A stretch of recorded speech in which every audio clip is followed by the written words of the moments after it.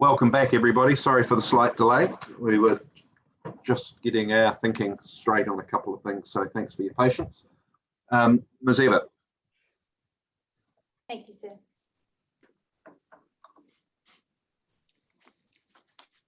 Start now with the remainder or the bulk of my legal submissions. As the panel has heard from Mr. Munro and Mr. Ptolemesh, the Havelock residential proposal offers a comprehensively master planned residential proposal in South Pokeno and is ideally located for growth. Would you mind just sitting a little closer to your microphone, please, Ms. Eva? It's a little bit quiet. We had this problem yesterday. I do apologise. That's all right. How's that for sound? Still pretty low. I'll turn you up, but I'll have to turn you down when someone else comes on, so don't blow my ears off. That's okay. Okay. How's that going? I'll speak up too. That's okay. Good. Thank you. Excellent. Look, this proposal is generally supported by a range of submitters and also some key stakeholders, including the Waikato Regional Council, and that support is in relation to the residential component of the site. There is some outstanding issues in relation to the countryside living proportion of the proposal, but Mr. Ptolemesh will address that. Waka Kotahi, the New Zealand Transport Agency, now has a neutral position on this rezoning. In terms of the growth position, and I acknowledge that this position on residential capacity and demand has been evolving over the course of the proposed plan process, I think we can all agree that there is generally a high level of agreement that additional residential zone land is required in Pokeno to meet the MPS requirements in terms of medium-term capacity. The collective view of the Havelock expert team and Mr. Mead is that this proposal delivers an ideal opportunity to meet that requirement. If the panel also agrees that Havelock is required to meet those MPS UD requirements, it will also need to satisfy itself that it is an appropriate location for urban expansion. Now, the merits of the proposal in this regard have been traversed at length in the primary and rebuttal evidence of Mr. Ptolemesh and Mr. Munro and all of the other expert teams in terms of effects. In terms of the proposed location, there does actually seem to be a high level of alignment between the experts, that it's well located in terms of its connections to the existing centre and can appropriately manage effects in terms of its transition from a rural to urban environment. There are really two key outstanding issues as I see it in terms of your determination of Havelock's spatial extent and location.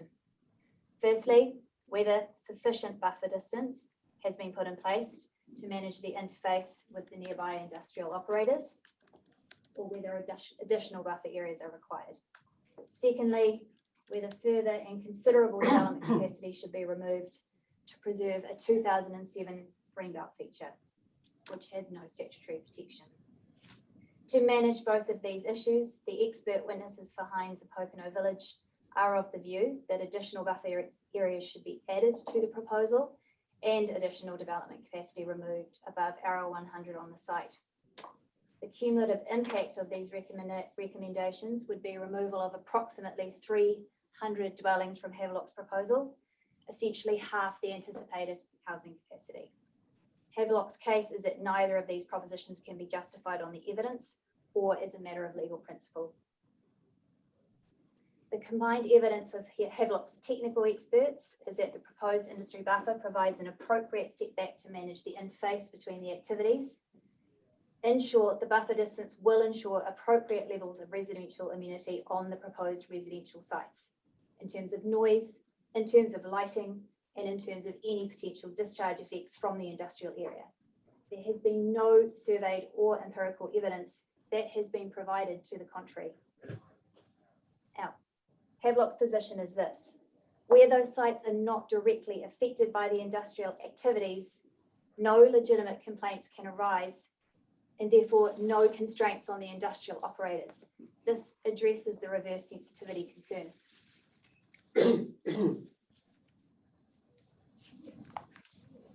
And I want to be very clear on this issue. The buffer we have proposed and the expert evidence before you demonstrates that this buffer will avoid and minimise noise, light and air discharge effects on these future residents. That is the unchallenged empirical evidence that you have. The only issue, therefore, is whether the view of an industrial building is so adverse or the activities on that yard that further and quite vast setbacks can be justified. Now, if you consider that that view in of itself is so adverse, then you will need to satisfy yourself that this warrants a different approach to the existing homes in Pokeno, where no additional buffers have been sought by Hines in relation to any other existing residential or proposed areas. And in this regard, I think we need to reflect on your recent decision in the Ohiniwai context. And I understand there that you are dealing with a residential and an industrial, not heavy industrial interface. But if the buffer here resolves the noise and it resolves the odor and it resolves any potential air discharge and lighting impacts, then really all we're talking about are views of a building. And in the Ohiniwai context, we have residential next to an industrial area with large buildings. And in that context, the issue was not raised and it was seemingly not an issue. And I just want that to be in everyone's frame of mind when they are considering really how significant this visual issue is as we move forward. It's apples with oranges, isn't it? This is a steep slope that overlooks. That wasn't the situation in Ohiniwai. With respect, I don't think it is apples and oranges. And I think when you see the evidence and actually look at the views from the site, you'll see that that is not the case. The view of the industrial area, in fact, is only a very small proportion of the view and can be effectively screened by vegetation. So we're not dealing with different issues there. And then you actually need to consider whether actually just a view of a building is itself adverse, because that is the issue we're grappling with here. In relation to the RL 100 development limitation, Havelock experts consider that the proposal has given proper regard to the most prominent features in the local landscape. Now we've dealt, Mr. Tolomesh explained to you how we're protecting the backdrop to the town and also the most prominent landmarks in terms of Transmission Hill. We've also listened to the iwi concerns and Mr. Mead's recommendations, and we've factored that into the proposal as well. So the two most prominent landmarks will be protected by this proposal.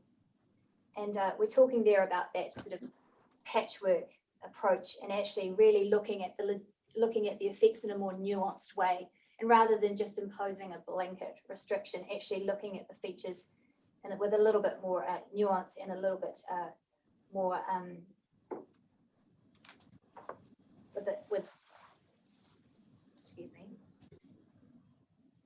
looking at those features and just ensuring that appropriate protection is provided when necessary. From a legal perspective, more fundamentally, this RL 100 limitation is not identified in any planning document as a scheduled landscape or natural feature. And in the absence of any formal statutory protection, a former greenbelt approach to prevent development above RL 100 is no longer appropriate or relevant, given the need for additional housing in Pokeno and also the higher order policy directives to recognise and provide for growth under the NPSUD. Now, I just want to make the point here, because this has been raised on a number of occasions. We're not advocating here for a diminished amenity on these sites. The point that we're simply making is that the NPSUD recognises that there will be changing amenity expectations. So there is an expectation that people will live in different environments with a changing evolution of use and amenity expectations. The buffer that we have provided delivers an appropriate amenity response to this interface. And I think the point we are making in terms of the NPSUD is that that the policy direction clearly recognises that there is a changing expectation in terms of amenity and therefore the standard approach to large setbacks between different areas. Having said that, the setback we've put in place is appropriate. You're not suggesting, are you, that the NPS is so absolute as to direct council to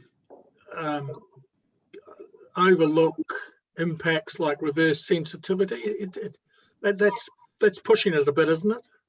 I absolutely am not suggesting that. That's absolutely not the approach that we've taken. The buffer that we have put in place addresses the reverse sensitivity effects. That is what this proposal has sought to do and has always sought to do. The evidence is that it manages those reverse sensitivity effects appropriately. If on the evidence you're satisfied that that is the case, then the point is this, that there is no reason why you shouldn't give effect to that higher order directive to provide for growth, and this site provides that opportunity. Okay.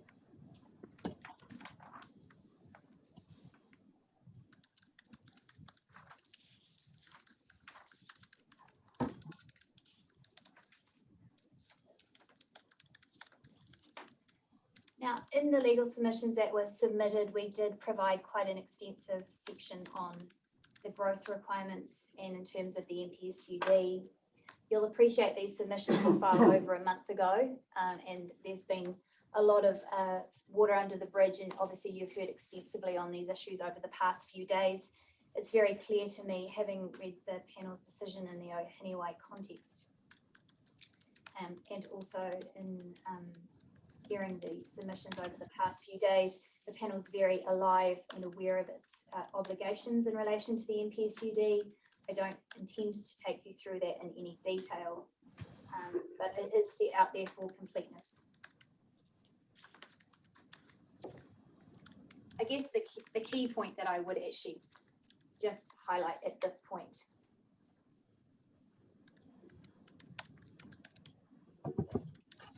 is that it's very clear that in Pokeno, additional rezoning is required to meet supply, and that your decisions in relation to Pokeno are particularly important, given its expectation that it will provide for nearly half of the district's growth in the medium term.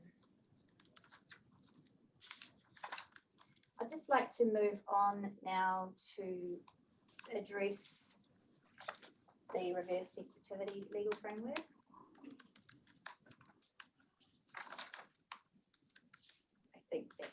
There's somebody, I'm not sure where it's from, there's somebody tapping a keyboard that it's very loud. Sorry. If they could, that would be good. Thank you. Because we've got you on full volume, we're picking up a lot of background noise, so thanks. I've moved to section 7 of my submissions, where I'm going to deal with the reverse sensitivity concerns All right, thank you. raised by Hines. And I want to start by acknowledging what I reiterated earlier to Mr. Cooney, that the Havelock proposal has always sought to appropriately manage the interface between the proposed residential development and the existing industrial area. Havelock Village acknowledges and recognises the existing industrial operators, Hines, Yashili, Winston Nutritional and Sinlay, and their investment in the Pokeno area. HVL has actively worked with these operators prior to and during the proposed plan process to ensure that their development proposals are compatible and for the mutual benefit of Pokeno. Now, I do note there that we actually have voluntarily circulated technical information to all of these parties throughout this process and sought active feedback. And you'll have seen that we've, from the evidence provided by Yashili today, that we've really worked very successfully with a number of parties in this area. And that is reflected in the position of the parties as it stands today. And I do want the panel to reflect on that. Because as it stands, Winston Nutritional support Havelock's rezoning. Havelock and Yashili have, as you've heard, reached an agreement. Yashili have stated today that they strongly support this rezoning proposal. Now, while previous reverse sensitivity concerns were raised by Sinlay in earlier topic hearings over 2 years ago, no further expert evidence in opposition has been provided by Sinlay in this topic. Importantly, Sinlay accepted that a buffer mechanism could be an appropriate response, as occurs at its own plant, Dunsandel plant, now that was in the South Island. Havelock Village's proposal has delivered on that buffer response. No evidence has been filed by Sinlay that questions the technical basis of the setback distances that now are before you. The only industrial operator who remains of the view that potential reverse sensitivity effects will arise is Hines. Hines' concerns with respect to these issues has evolved over time, and it continues to do so. Initially, Hines appeared to be concerned with constraints relating to noise, lighting, air discharges. None of these concerns have been substantiated on the basis of any technical evidence or on-site measurement. And yet, you will have heard on Monday that they still keep throwing up these terms: noisy, brightly lit, lots of trucks. But there is no expert evidence that sits behind that, and there's nothing before you that demonstrates that those effects will actually manifest beyond the distance that we've proposed between the two sites, over some 500 metres away from their site. Hines' latest and now predominant concern is described by its experts as significant visual reverse sensitivity effects. Now, I've made the point there that this appears to be a novel legal issue. This was confirmed by counsel for Hines on Monday, where he has not been able to find a single case where reverse sensitivity constraints have arisen on an operator due to visual issues. And with respect, it's difficult to conceive how that situation could arise. Put simply, there has been no case where an existing operation has been constrained or shut down or affected due to visual-based concerns, or even more simply, as Hines now state, because you can see their site at all. In terms of this evolution, there does, however, seem to be some movement in that in terms of avoiding or managing this issue, all parties seem to be in some agreement that a proposed buffer mechanism is an appropriate response. The remaining issue, therefore, seems to be the distance at which that buffer is set. So essentially, the panel will need to decide whether the Havelock's buffer extent, which is informed by modelled inputs to provide appropriate residential amenity, is sufficient, or whether Hines' buffer mechanism, based on a large setback to block views entirely to their site, is actually the appropriate response. Our position is that you cannot justify a further setback, which is just based on a concern that you can see an industrial building. That is not a sustainable position, particularly when you consider other competing obligations in relation to growth and the other benefits that this proposal offers. Now I turn now to the actual legal framework. And I've set that out in my submissions. I'm not going to read that for you, but I do want to take you to para 7.10. This is probably the most often cited description of reverse sensitivity effects, and it's from a decision known as AFCO. A number of you will be familiar with that decision.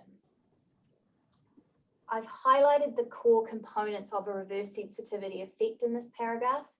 This is a really fundamental issue because as I see it, and as you will see from the expert evidence, the fundamental flaw in Hines' case and why its position keeps getting embellished is that on the expert evidence, it's failed to establish these core components. Yes, they are an existing activity operating within relevant planning limits or consent conditions, which is causing an adverse environmental impact to nearby land. This is where their case falls over. Our buffer setback distance ensures that their activities do not have any environmental impact on our sites. Now, if there is no environmental impact to cause any amenity concerns on the Havelock sites, then there can be no justified objection to that and therefore no direct constraint on that activity. That is a reverse sensitivity effect, and that is the potential effect that you need to assess. And my submission is fundamentally, we need to focus on B, and you need to turn your mind to the expert evidence as to whether there are actually any adverse environmental effects that is reaching the Havelock lots if you take into account the buffer distance that we've put in place.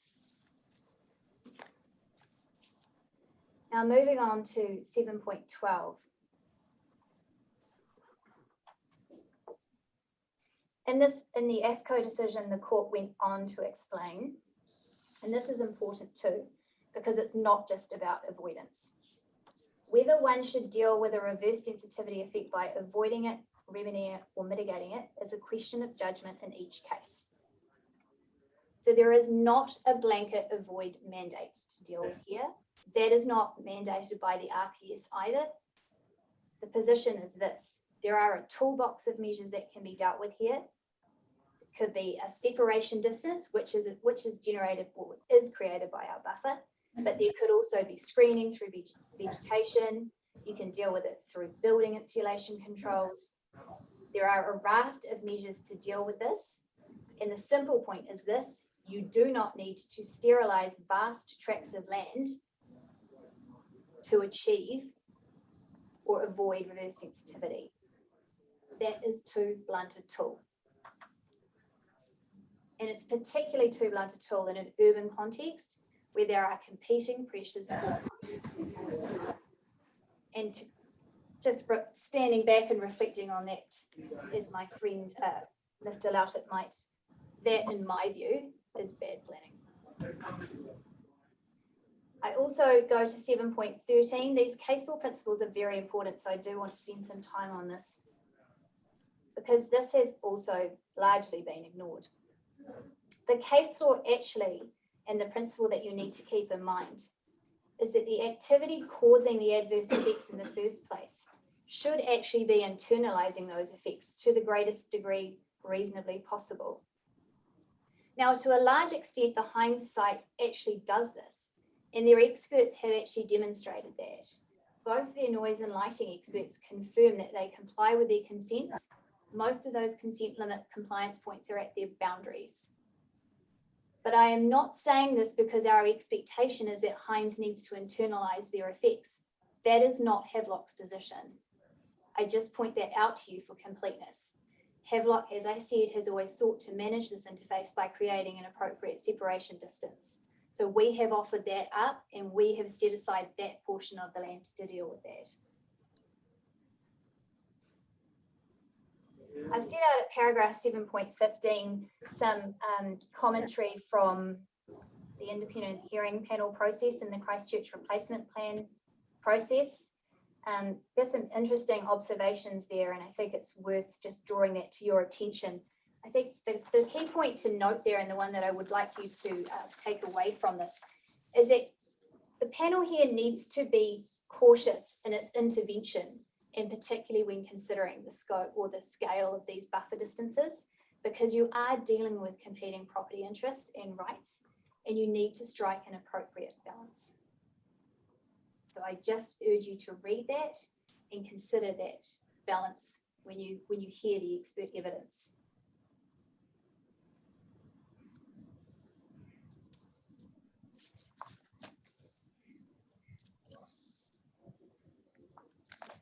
So I've just moving through my submissions now.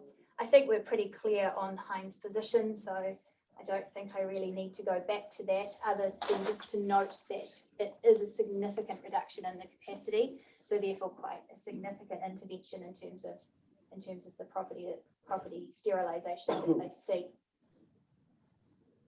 So coming back to my original point, what the panel will need to satisfy itself of to actually determine whether there are potential effects here are whether genuine reverse sensitivity effects are likely to arise.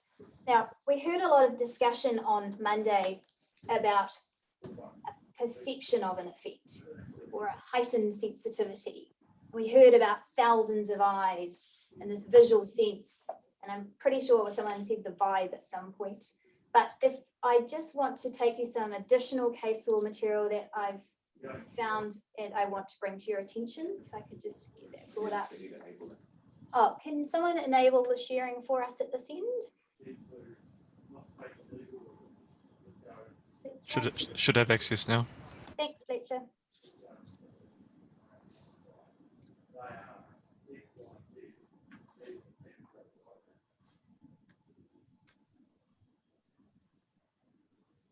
So I just want to draw this to your attention. I'll provide this to the panel subsequently. The simple point is this: significant weight should be placed on the relevant expert evaluation of the effects. That is the objective standard that you need to follow. So effects have to be objectively appraised, and heightened sensitivity is not a cause in that case for decline of consent. But in this case, I say it is not a cause for justification for additional setbacks. The second point that I make there, and this is relevant to some of the issues that was raised by Heinz, is that the Act is not intended to protect existing operators or in fact anyone from any and all complaints. Complaints need to be justified to be regarded as an adverse reverse sensitivity effect and not vexatious or frivolous. You just scroll down a bit. So I've just highlighted the relevant pieces for you there. Those are the points I'd like to add. Really, the critical point is this: there needs to be a rational and objective evaluation of the evidence. Perception, heightened sensitivity, these are not issues that are cause or a reason for justification for greater setbacks. We need to look at the expert evidence, the objective expert evidence, and work from there. So just coming back to my submissions now, I was at paragraph 7.24. The question there is, are reverse sensitivity effects likely to arise? I've just set out for you there really what we've encapsulated in terms of the technical evidence. And obviously the witnesses will take you through this. But the fundamental point is this: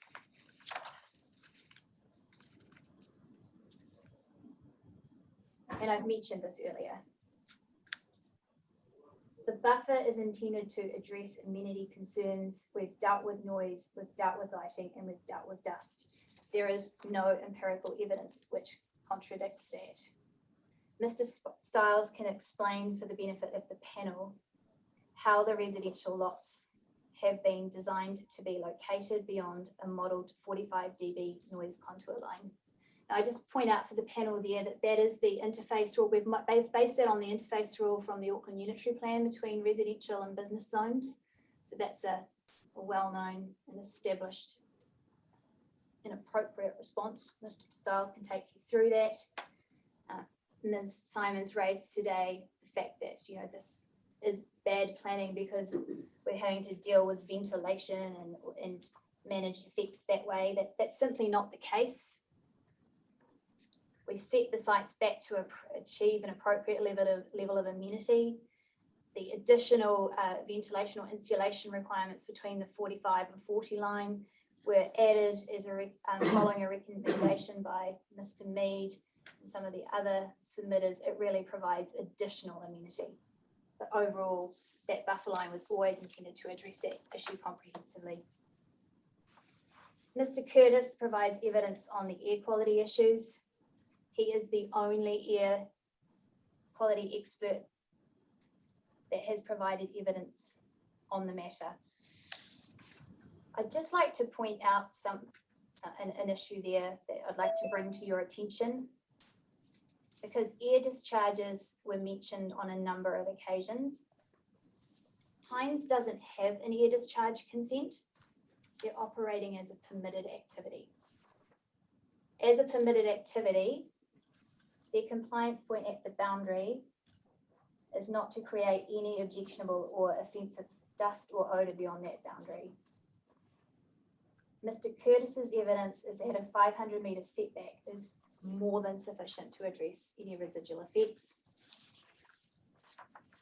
That is the expert evidence before you. In terms of lighting, I'm not going to go through that. Mr. Cook will address this for you. There was some late additional evidence that came through, obviously late Friday. We've had a limited, sorry, not Mr. Cook, Mr. King will address that on behalf of Havelock. There's been some late evidence filed on Friday. We've had an initial look at that. We have some concerns with the accuracy of that information. but Mr. King will be able to confirm for you that essentially his analysis remains unchanged. I think the important point to note here is, well, there's two things. Firstly, Mr. Cook, when he gave evidence, actually explained to the panel that he himself has now gone up on the site, albeit still in the wrong location, and taken some more photos. And that is why we're concerned with that evidence, because he keeps going to the wrong place. But in any event, he did go up on the site and he took a measurement. And what that actually shows is that his measurements align with Mr. King's measurements. And the fact is, there is a very low level of light up on those residential lots that are proposed. 1/10 of the compliance limit under the Waikato District Plan. What this shows is that the lighting levels are actually very low up on the Havelock site. And what it also shows is that there is a lot of headroom should there be any future expansion.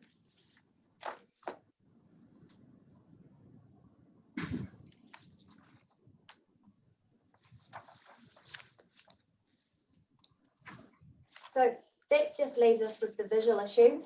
I think that's probably best dealt with by the experts at this stage. I've highlighted the fact that there is no case law on this particular issue. And I just want to really make a few observations at this point before we go through the evidence on those matters.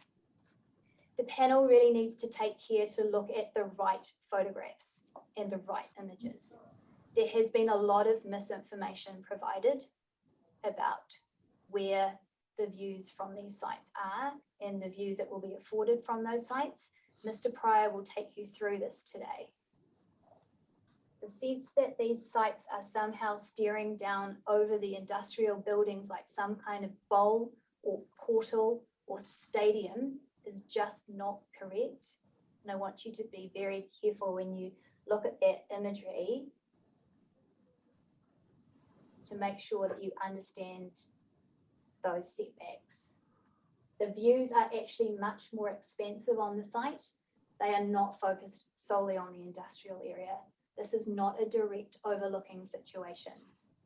The industrial operations are only a small part of the vista, and the combined evidence of Mr. Munro and Mr. Pryor is that with vegetation or fencing, they can be screened out. There are solutions and there is a toolbox available.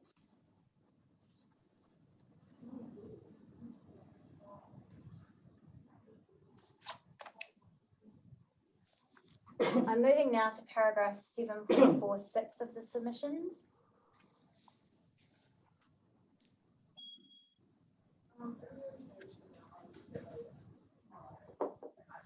And I just want to draw the panel's attention to some inconsistencies in Heinz's case. Mr. Tolomash took you before to some plans which showed some separation distances to the existing village areas.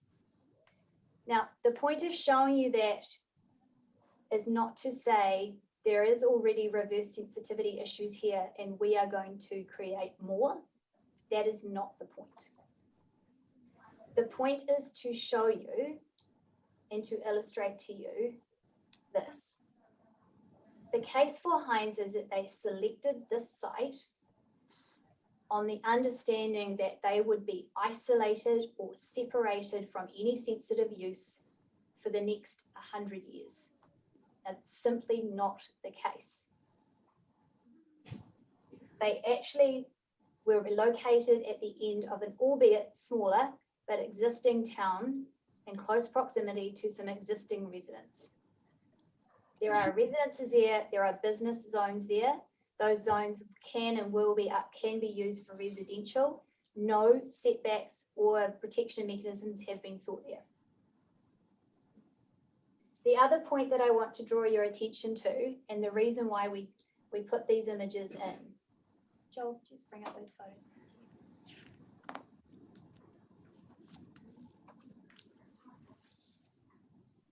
These are the photos from, maybe if we could go back to the map, I'll just show you where we are in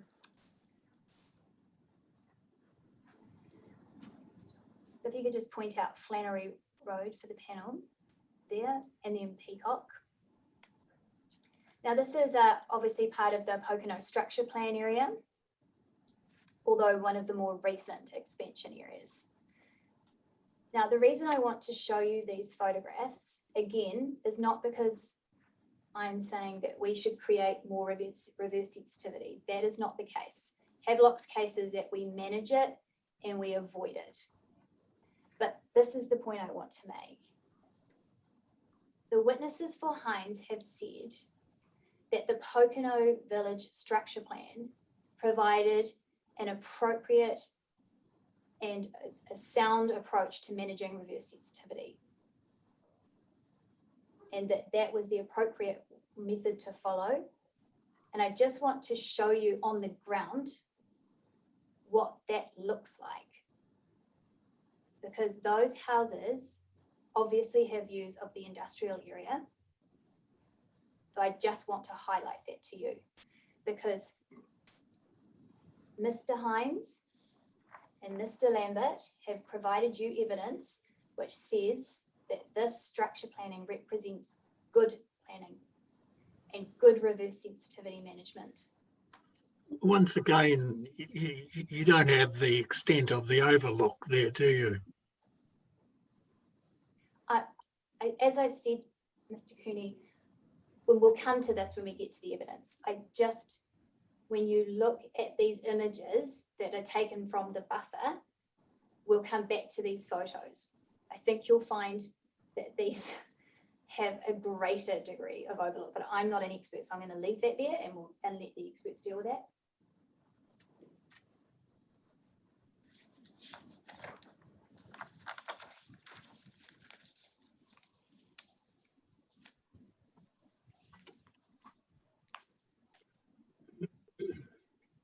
So I've just moved on now.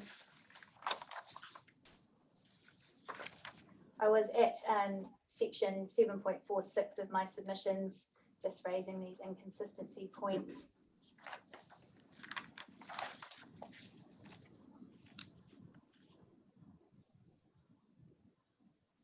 And I guess I will just wrap it up at that point to say, well, actually there's a few more points. I just want to come back to some of the issues that Mr. Louchett raised with you on Monday. So let me just check that. Actually, Mr. Louchett raised a new case with you. He said he was going to pass it on. It's called the Combi case. He also referred to a case in his submissions called Stratton. I just want to be very careful putting any reliance on these cases because the factual matrix is very different. Both of these cases involve new residential activities in a light industrial zone, and some instances in the same building as light industrial activities. There was zero separation distance. These cases just don't relate to the same issue. So I just caution any particular reliance on those legal principles, or not principles, but those findings, because they were made in a completely different context. The other point I just want to note there is that Mr. Louchett raised this concept of accumulation of effects. And I just would like to say that we do not consider that position to be credible. Put simply, you can't make up a legitimate complaint by combining minimal noise and lighting levels together and then throwing in some traffic movements for good measure. Compliance requirements and consents and plans are not drafted in such a manner. And so ultimately any complaint on such a basis would be frivolous or vexatious. And then I sort of take you back to that original point. We can't protect against any frivolous or vexatious complaint. That is not what reverse sensitivity is about. We need to address any potential risk of justifiable effects, and adding all of those up together and calling it an accumulation of issues is just not credible in that regard.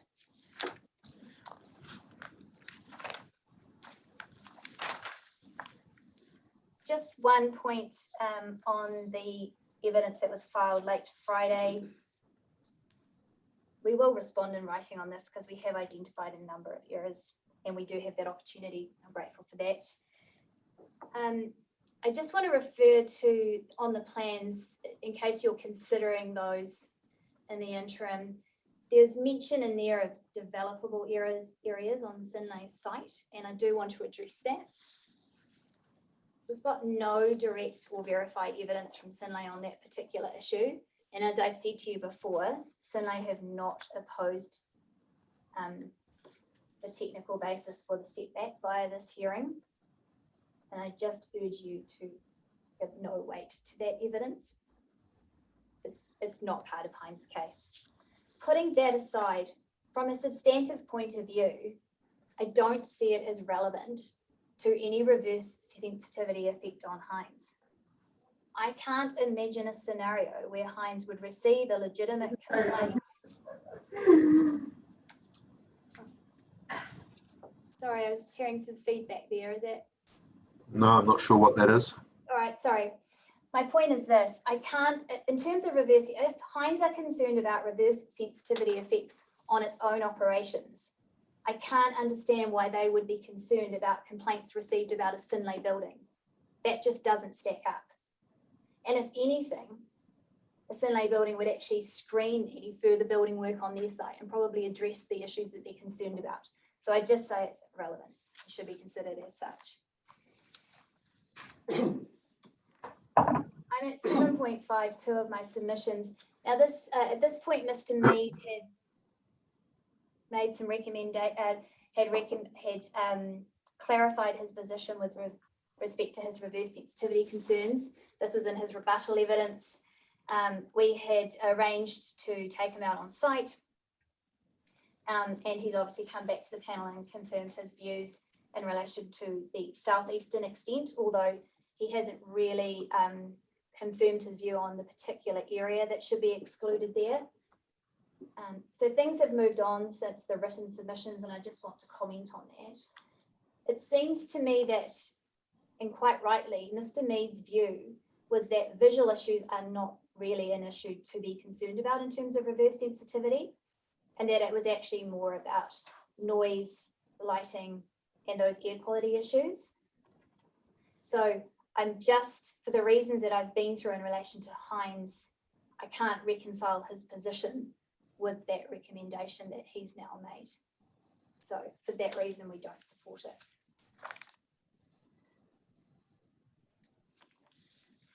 I'm moving now to the other landscape issue that's been raised in relation to the RL 100, the greenbelt feature from the 2007 structure plan. I've covered this briefly at the start, and obviously Mr. Tolamash and Mr. Munro have taken you through this when they showed you on the plans. The simple point is this: our experts have carefully considered these landscape features as part of its master planning, and those really prominent features of the landscape and that really important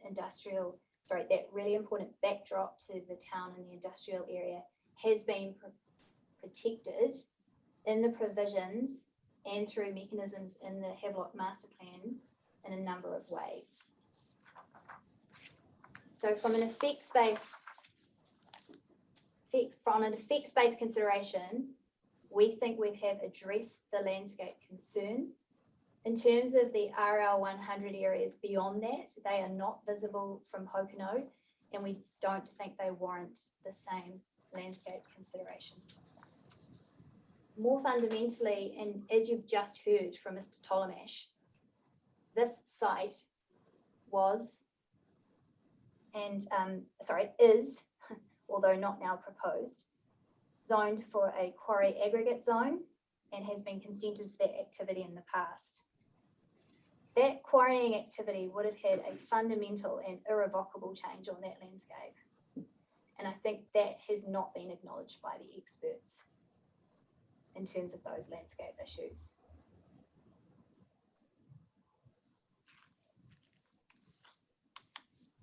just from a planning and legal perspective, I've set out there in my submissions, and I don't think I need to labour this your way through it. But really, this limitation hasn't been carried through into any statutory planning documents. It's not an ONF. It's not been identified as a scheduled feature. And so from a planning and legal perspective, it just doesn't have that same imperative as some of the other directions that you're dealing with and those other growth pressures that you are also need to deliver on. I'm not saying that you shouldn't consider those effects, because we say we have, but we've addressed them in a more nuanced way. But in terms of a blanket restriction, there is no statutory or planning mechanism that requires you to protect that greenbelt feature.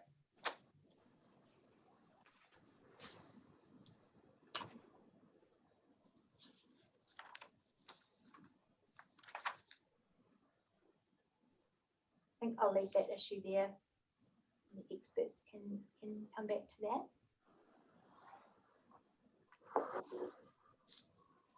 I think probably the other key issue that I need to address relates to the iwi groups that appeared on Monday. So I'll go to that now.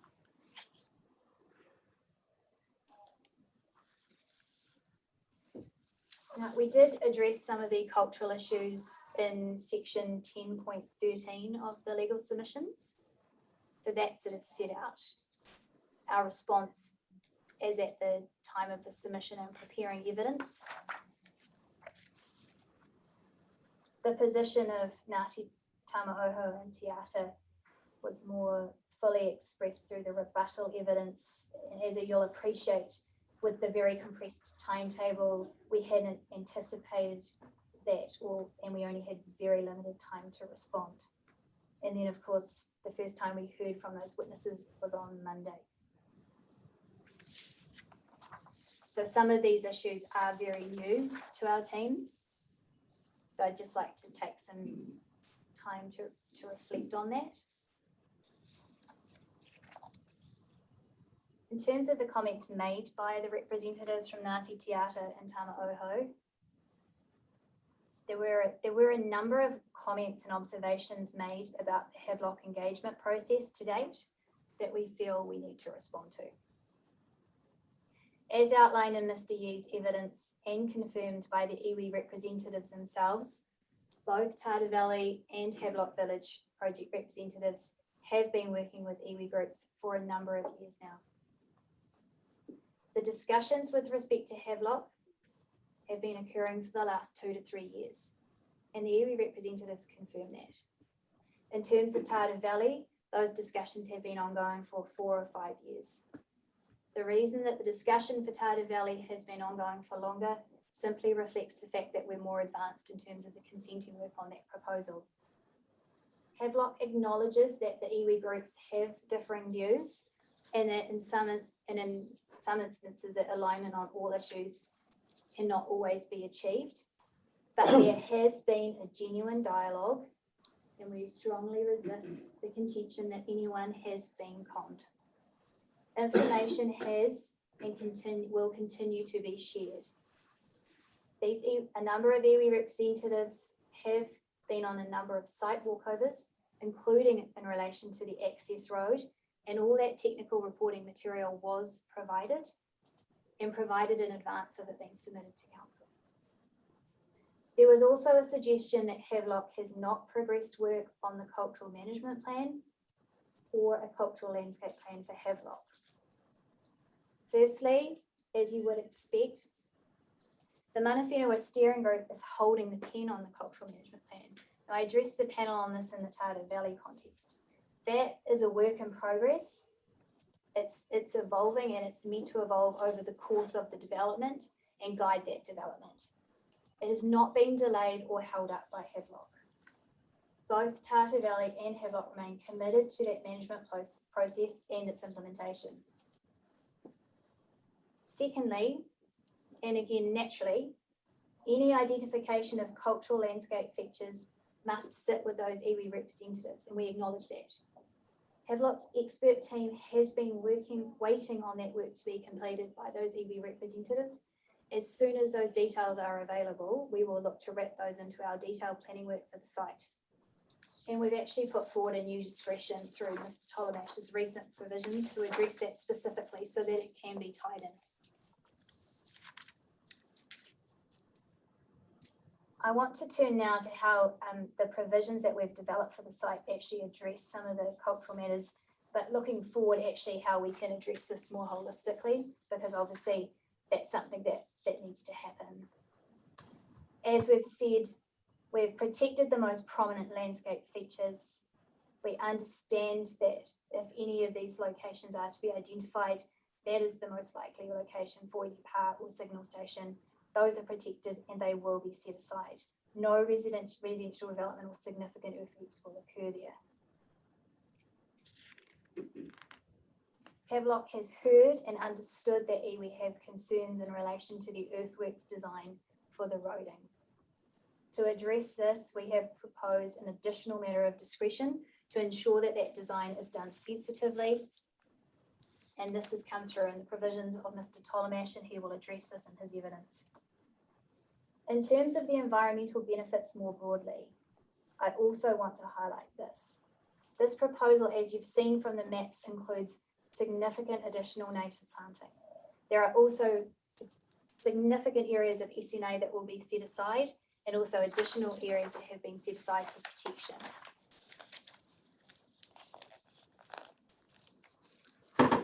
We've also developed a stormwater system which will improve water quality and enhance the waterways.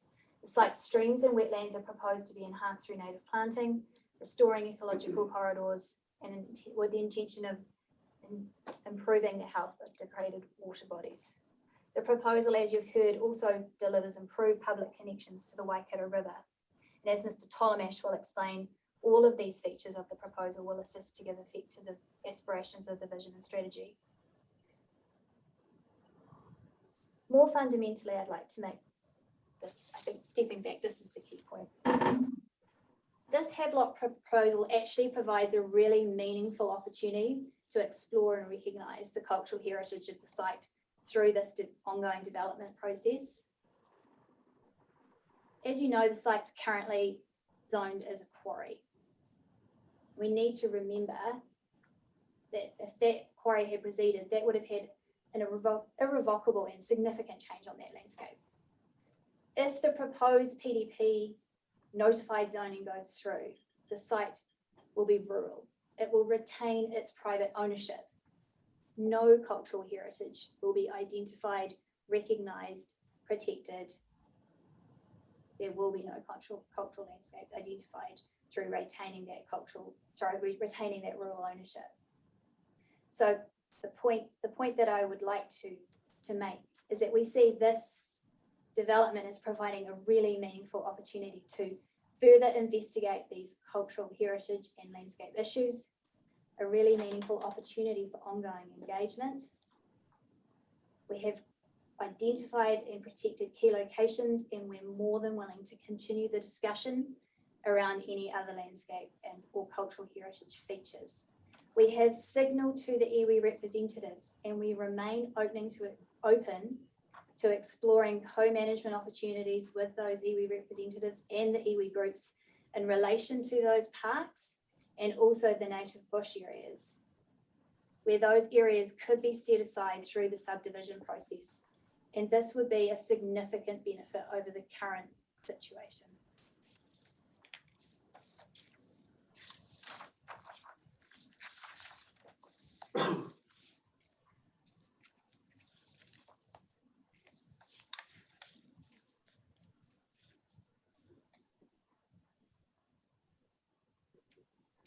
I'll just go back to the main submissions now, pick up some of the remaining issues. I think I've covered the main ones.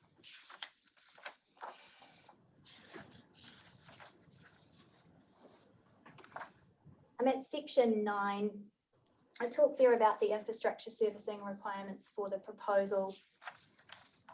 Ms. Evatt, can I just stop you there for a minute? I mean, basically this is traversing all the evidence that we've read and we're going to hear from.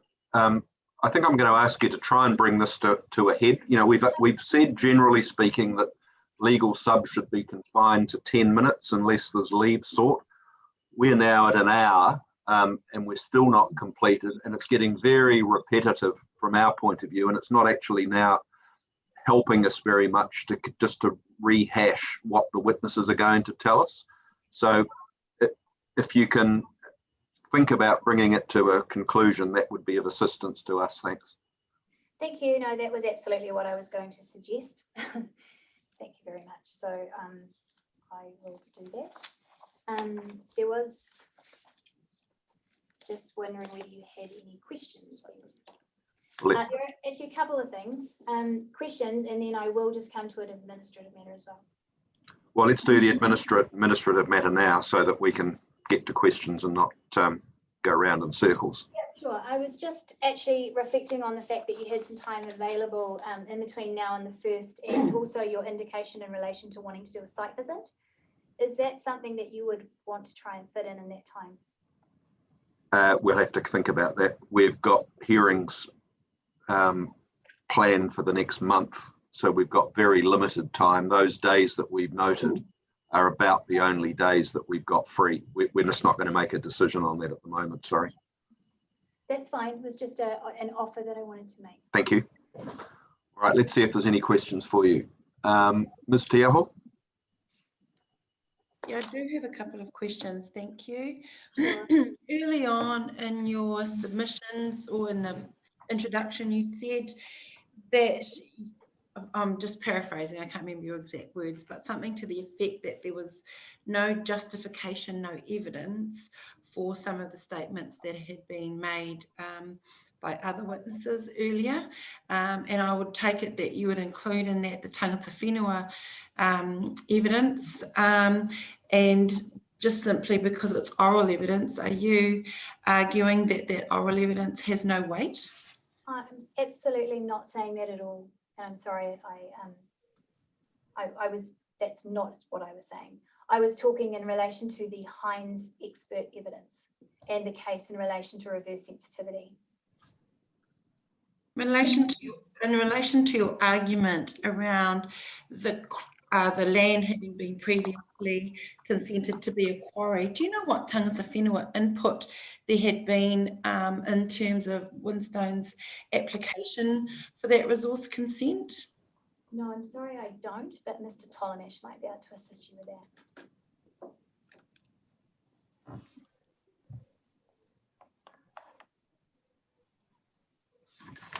Okay, thank you. Thank you. Ms. Gibb? Questions, thank you. Ms. Sedgwick? Yes, thank you. I do have a question, and I fear it is rather a long way back since you traversed such a range of evidence. Would you consider that Hines operation is a different type of operation to that of a dairy processing factory? What's your comment on that? Well, yes, that's an interesting question. Obviously it is. Probably not the best person to speak to this particular issue. And it might be better directed at one of the experts who's actually been out on site and dealt with these effects issues. But obviously they manufacture concrete pipes. What I can observe is that in terms of, I've been over this, so yeah, in terms of air discharges, it's dust. So perhaps the appropriate person could just address that when they give no problem. I think that's the right approach. Thank you. Thank you. Mr. Fulton? Oh, yeah, just one on Hines Pipes receiving complaints.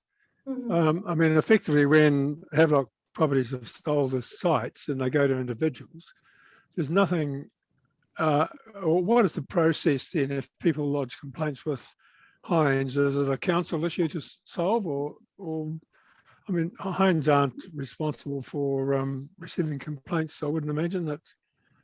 How could that be dealt with? Or where does it get dealt with, I suppose, if Sure. that is received? Yeah, sure. there's two answers to that. First of all, the complaint could be made to the site operator. The second option is the complaint could be made to the regulator, which would be the council. And then if I could just make a third point there, we've actually requested from council some information in relation to the complaints history for the site. There's only actually been one complaint made in relation to the site over the past, in terms of its current operation. So just to indicate the level of complaints that they're currently experiencing, even though they are within proximity to those existing houses and businesses. Thank you. Thank you. Mr. Cooney? The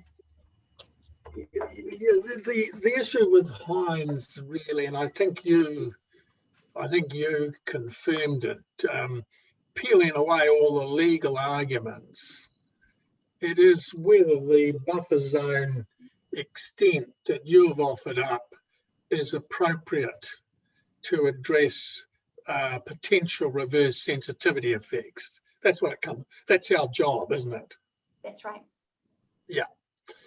Have you able to find? And I mentioned, you said that no one's been able to find any cases about lighting, but have you been able to find cases where the courts had to grapple with a residential redevelopment overlooking a heavy industrial plant that operates 24 hours a day?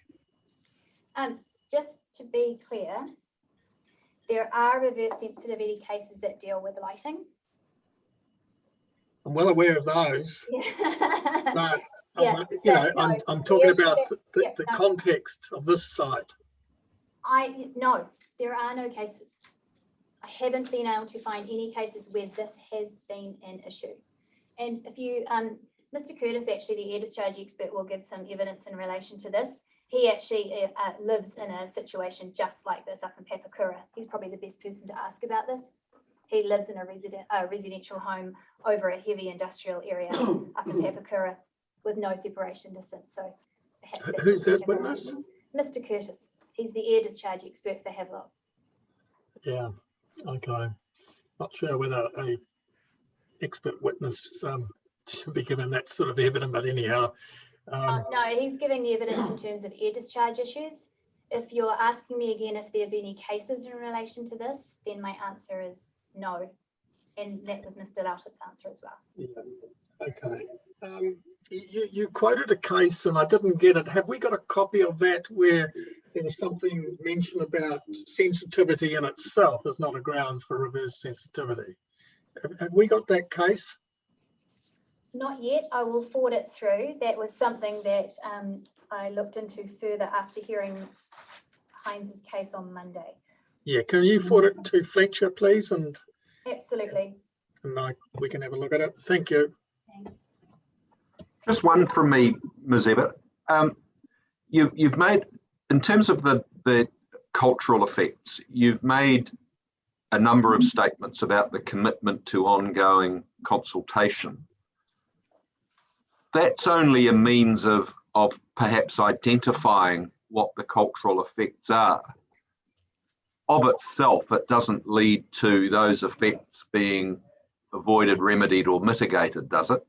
And how do we address that issue, given that the evidence that we have heard from tangata whenua says that those high slopes do have cultural significance in their own right and shouldn't be disturbed?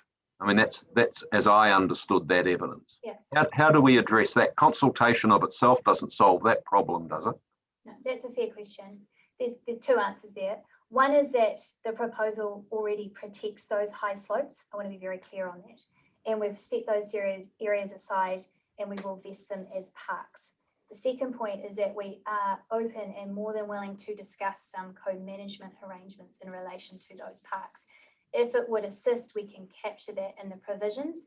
What we have proposed and what Mr. Tolomash will actually put forward to you in his evidence is a revised discretion where we have captured the requirement for further CIAs and CVAs to be added to the discretions for the subdivision process. and then factored into that design so that these things can be meaningfully captured. Because as you say, discussion in of itself doesn't address this. So that's a fair question, but we have addressed it. All right, thank you. Thank you very much. Mr. Chair, just one matter, if I may. Sure. Ms. Emmett, have your people tried to talk to Hines or bang your heads together to work out a compromise situation on this buffer area? Yes, we've, as outlined in the legal submissions, we've circulated our modelling work to Hines. I can't recall, it's probably been 18 months ago, and we are in discussion with them. And but I can take that no further. You're currently in discussions, didn't they? Or am I treading on sensitive ground here? We have engaged with Hines previously. We could, of course, get you and Hines to bang your heads together and come back to us, of course, but I'm not aware whether if it's a black and white situation, that would be a waste of time. We'd be open to that. What's that? We'd be open to that solution. We've been wanting to engage on these technical issues for a long time. Well, it's something we can give some thought to, and after we hear the evidence, and come back to you. Thank you, Mr. King. All right, thanks, Ms. Evett. Great. Now, I just, you'll recall that you heard from Mr. Yee for Havelock Village, actually in the context of the Tata Valley hearing. And at that time, he did a presentation for you that covered both the Tata Valley development and also the Havelock one, although more briefly. Now, Mr. Yee is here today and available for questions, but just for the sake of, so anyway, I obviously will call him, but I don't propose to ask Mr. Yee to take you through a summary of that presentation or his evidence again, just really make him available for questions, just to keep things moving. I think that would be appreciated. There's no need to traverse ground that we've already traversed, but by all means, if he can come forward, and we'll see if there's any questions for him. Great, thank you very much. Just for Mr. Yee now.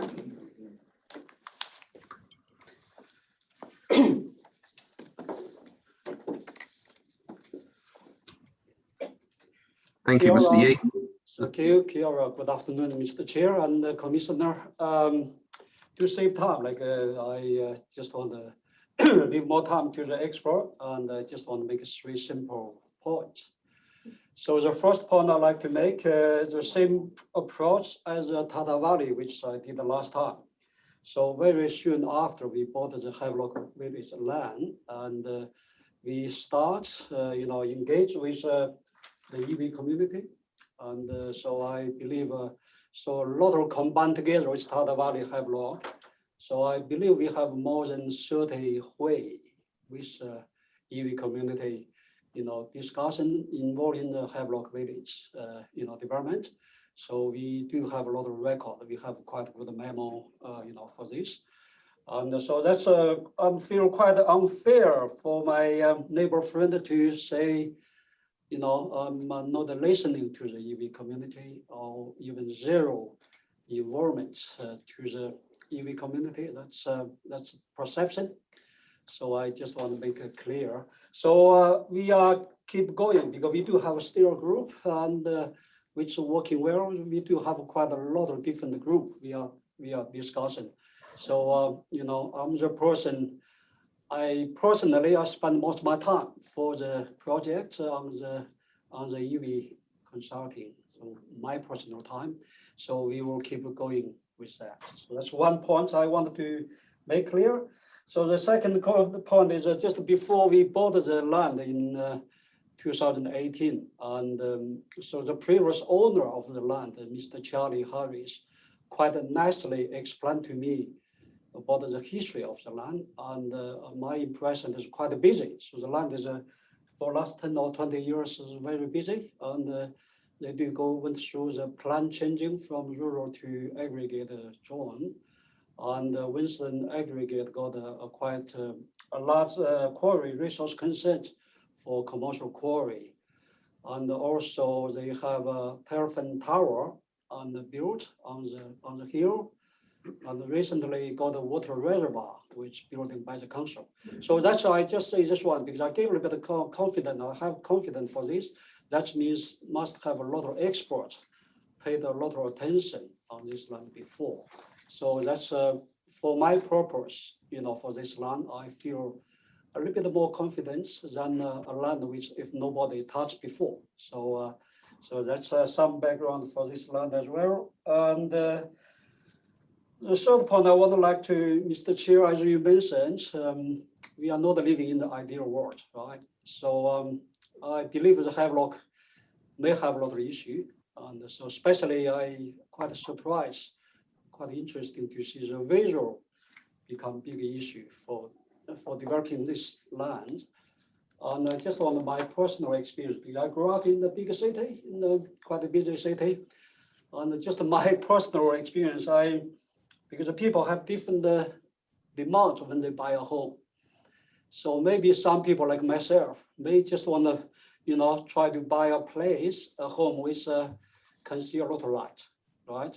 So to be honest, I feel a bit of panic if I see the only dark.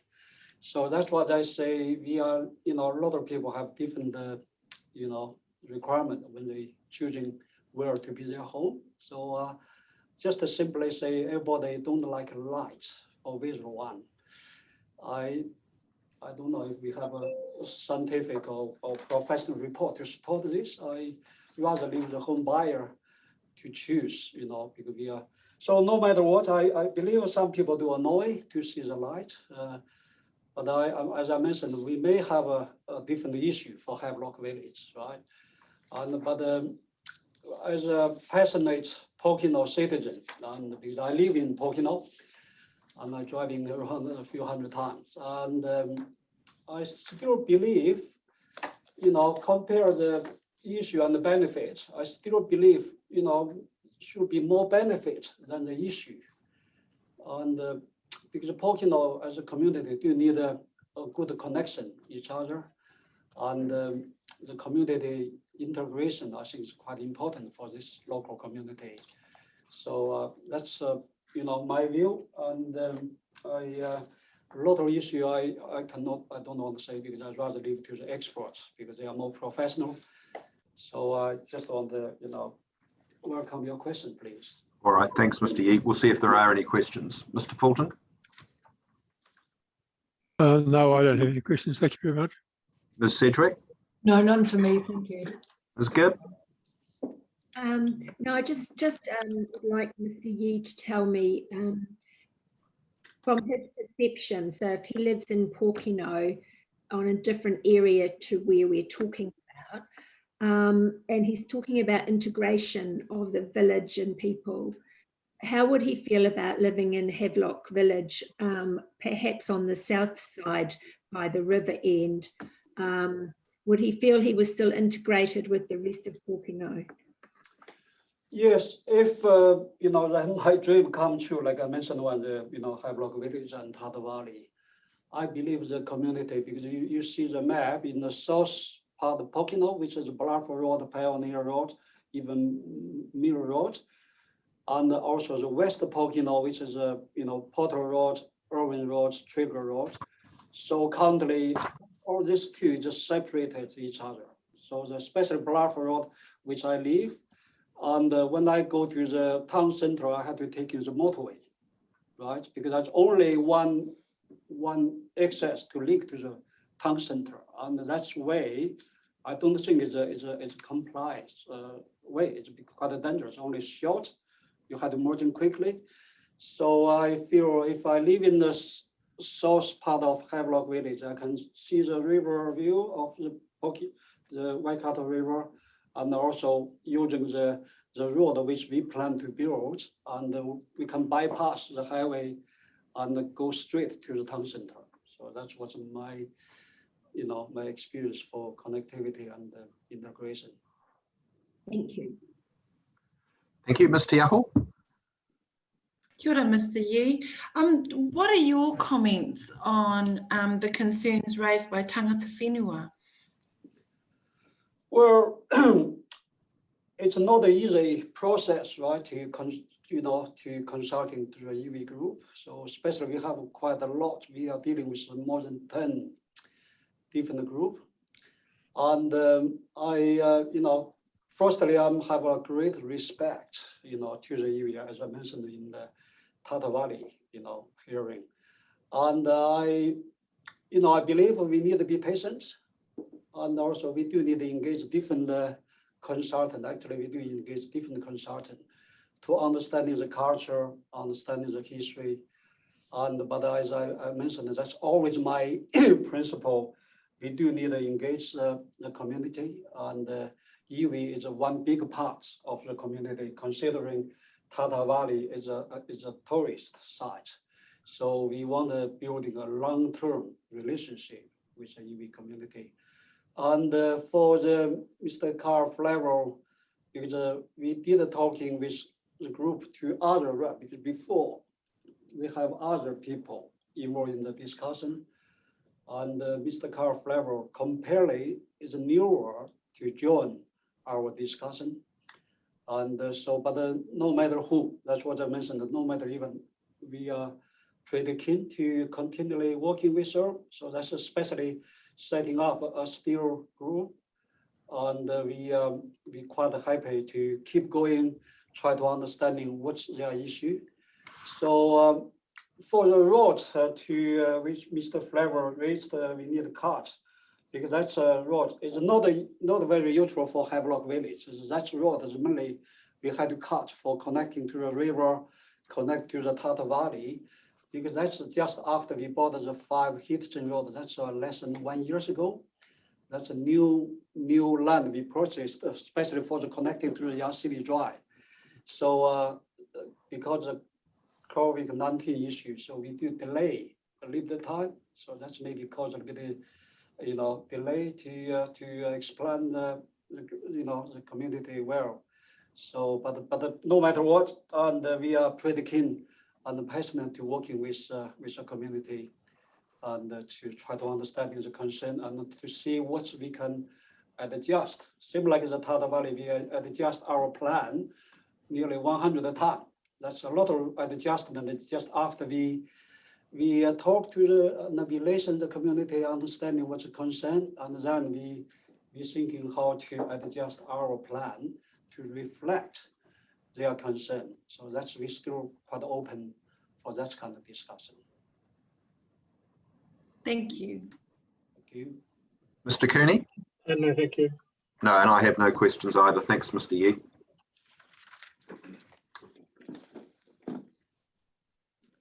Thank you. Just now, I'm going to change things up a little bit, just given where we're at and moving into the next day and who's available when. I've got, what I'm going to propose to do is actually call Mr. Munro to deal with urban design, and then I'd like to call Mr. Pryor to do the visual evidence immediately after.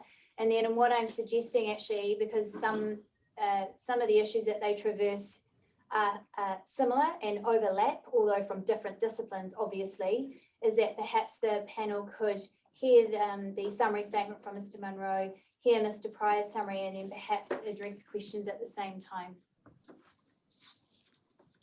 Well, we'll see how we go. We'll hear from Mr. Munro first, then we'll Sure.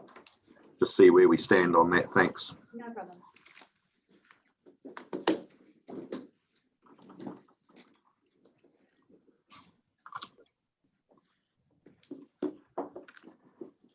Hello again, panel. Good afternoon. Mr. Chair, just in consideration of the scheduling headache you clearly have, and just listening to the last couple of days of the hearing, it's clear that you've read the evidence and you understand the concept plan and the provisions that have been put to you by the submitter. What I thought might be most effective is if I just spend 5 or so minutes just talking through some of the key issues that have been put to you in particular this morning. And then we'll just see where that goes, if that suits, sir. That's fine, thank you. Sure. I'd start with the suggestion that all your problems can be solved by Pokeno East. At this point in time, although some submitters have sought a zoning on that land, no evidence has been called. Nobody's mapped the streams. Nobody understands the wetlands. Nobody understands issues of historic contamination or other soil conditions. Nobody knows what type of growth in what way or at what cost might be possible. I can't agree there's any defendable basis for the optimism and confidence or force behind the suggestions that have been given to you that it can solve all those problems. I definitely see a scenario, possibly when Pokeno is 2 or 3 times the population it is now, that land will inevitably become the next cab off the rank as growth just keeps happening. But it's not today. Right now, it is easily the least integrated, least connected area for growth. And I think Mr. Edwards for Pokeno Village Holdings this morning himself conceded that it needs more crossings and much more integration to work. I start there, sir, because it's been put to you that it's good planning to think about that outcome. Well, very respectfully, sir, I see good planning very differently to that. I can't agree that good planning means promoting the amenity preferences of existing residents and holders of existing zones so much that you push new residents into the worst land.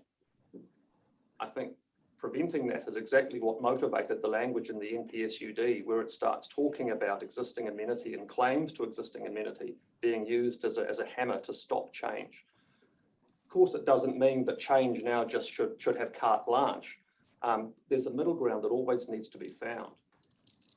But my point, sir, is that of the options available to you, I just can't see the argument that you need to go to such an extreme length of simply closing Pokeno and pushing everything across the highway. Following on from that, sir, it leads me to the question of structure plans and spatial planning, and a lot's been made of that to you, sir. I've been involved in about 24 structure plans now, and of course, everyone wants more certainty. Everyone wants more clarity. But there's a reality check as well, sir. Structure plans don't do your job. They don't predetermine plan change processes. They don't decide who can and can't make submissions. If we take 2 years for the council to prepare a structure plan, then another 2 years for preparation of a plan change, notification, submissions, let's assume through good or bad fortune, depending on how you see it, you're the same commissioners. We come back in 4 years' time, you still have the same issues to determine that you do right now. You still have the same key landowners with their same key arguments and their same agreements and disagreements to determine. So the question is a structure plan a means to an end or an end of itself? It's not an end of itself. It's just a way of giving you more information. So what information would you possibly get from a structure plan that could help you deal with the submissions you've got today? None. This is not 30 years ago when landowners just said, give me a zone, and didn't provide any information or supporting analysis and just said to the council, you do all the heavy lifting for me. A lot of the submissions before this process, not all of them, but a lot of them have provided their own engineering substantiation, their own design testing, their own visual sensitivity analyses, their own planning analyses. And I'd suggest it is well within the skills and capability of you as a panel to put those together and make your own judgments of what you think makes sense and what doesn't, and what's more compelling than others. In terms of this site in particular, I don't think there's any way a structure plan, which typically has far less site-specific master plan type testing than you've seen on this and some other sites. It wouldn't tell you anything more about what connectivity would be desirable, because this proposal already tries to maximize it. It wouldn't tell you anything more about protecting key landscape features, because this proposal tries to do that. It wouldn't tell you anything more about a block structure or how you could develop yield and where it wouldn't make sense to, because this proposal does that. And I'd refer to the exchange earlier, Mr. Chair, about the reasons by which I came to disagree with the proposal for urban residential in that southern bulb of the site. Those are the things a structure plan would give you some help with, but I'd suggest are already properly investigated, substantiated, and subject to disagreement from opposing experts. So I just can't imagine why one would kick for touch and delay several years to find ourselves almost entirely, I suspect, having the conversation we're having now. The argument is not so much structure plan, is it? It's about a spatial plan to ensure the integration of infrastructure, roading networks, etc., throughout Pokeno. It's a wider argument than simply structure plans, isn't it? Well, this is a resource management forum, and so you don't have any means on which to direct the council to make prioritisations under the LGA or LTMA or NZTA or otherwise. And so whatever value spatial planning might have in non-resource management contexts, I don't have a view on either way, but I don't think there's anything this panel could, I don't think you could compel the council to build a road or build a pipe or to do anything that it didn't feel it wanted to do under a very separate statutory hat. And that's not said to be in any way disrespectful to this panel, but it's a practical reality I encounter every day when we have these integration questions. I think we're well aware of that. But in conclusion, I'm not suggesting structure planning is bad. I'm suggesting in this instance, I don't think there's anything you would gain from it that would materially change the information before you, the options before you, the landowner preferences before you, or the decisions you'll need to make. And I think that's all I was going to say about that, sir. The last thing I would say would just be to briefly retouch on this question of Pokeno as a whole. And so, as I said earlier, I've looked at that Waikato 2070 strategy, and I accept there's lots of other bits of land that landowners have identified, but I've worked through all of those as I've constructed a framework from the RPS and PDP of what it's telling us to do about urban settlement and growth. And I've worked through them and asked what makes sense and what doesn't. And I appreciate you've had a developer perspective this morning, suggesting what makes sense and what doesn't. And I'm not in a position to agree with that, but wearing my hat, I think that this particular site, certainly the top part of it, that's the closest to town with the Ashili connection, and the provisions that have been proposed to require that they get delivered as part of development does stack up, is one of the first cabs off the rank, and makes a lot of sense in terms of a compact, logical and well-planned growth for the town. I don't think I need to go into the details of the site proposal. I covered that a little bit earlier with Mr. Tolmash, and I suggest it's reasonably self-explanatory for what it is. I think the key issues that have been raised about reverse sensitivity, etc., can be dealt with discreetly, sir. So on that point, I'm content to call it a day on that. And I think the next question would be Mr. Pryor's presentation. Yeah, I think we will. Let's, as was suggested, let's hear from Mr. Pryor, and then we'll ask any questions of you both as a team. Good afternoon, panel. I've obviously got some visuals to go through and a few points to touch on. If we can have the location of the site photos. The first issue, and obviously one of the bigger ones that we're addressing, is this reverse sensitivity. And particularly Mr. Lambert expresses a number of concerns in terms of the visual aspects. It appears from her photographs A and B, and we can see them on that location map, that she misunderstood the location and the spatial extent of the Pokeno industrial buffer area.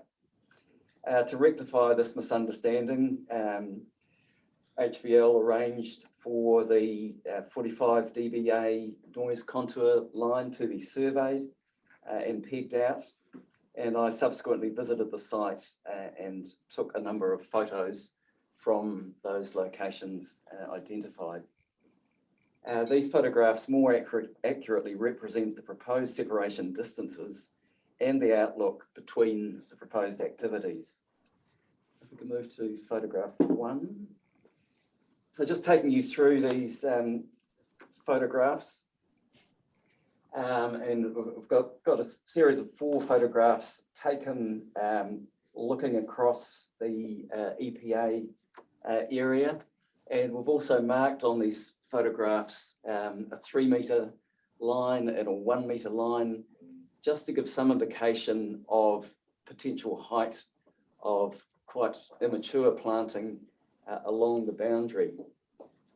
What we need to take into account with all these photographs is that the The area between where I was standing and taking the photograph is of course the EPA area, and that will be planted out. So whereas the photograph was taken at a height of approximately 1.65 metres, you'd appreciate that it wouldn't take long for that entire buffer area in the foreground to screen a significant amount of views out. I think the key feature that I want to point out from these photographs, particularly as we sort of move around, is that the industrial area forms a very small component of that view. These views are significant. We're looking out towards Mount William, the main landscape feature in the distance, looking across Pokeno, the Mangatawhiri Flats, across to the foothills of the Hanua Ranges. We're not looking down on the industrial area.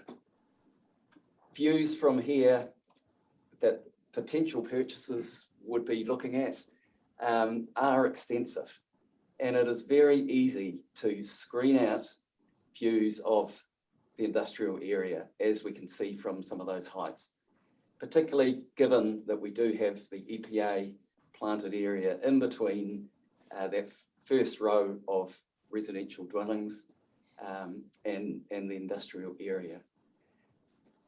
Of course, these panoramas only take in a proportion of the view. The view is extensive to the east and the west of these views. So I think the key thing here is, we have heard throughout this hearing, is that the industrial area is a very negative component that will adversely affect potential views from this residential area. I think the other aspect that hasn't really been touched on in terms of this reverse sensitivity and the adverse effect of the industrial area is the fact that the industrial area is already here. Potential purchasers of any future residential property are well aware that this is the view that is within their foreground. And it will only be the view from that front tier of houses that will experience the closer views. Any potential resident that is averse to views of the industrial area has plenty of choice throughout the Pokeno area to purchase elsewhere. So it's not as though the industrial area doesn't exist at present. It is there and is a component of that view.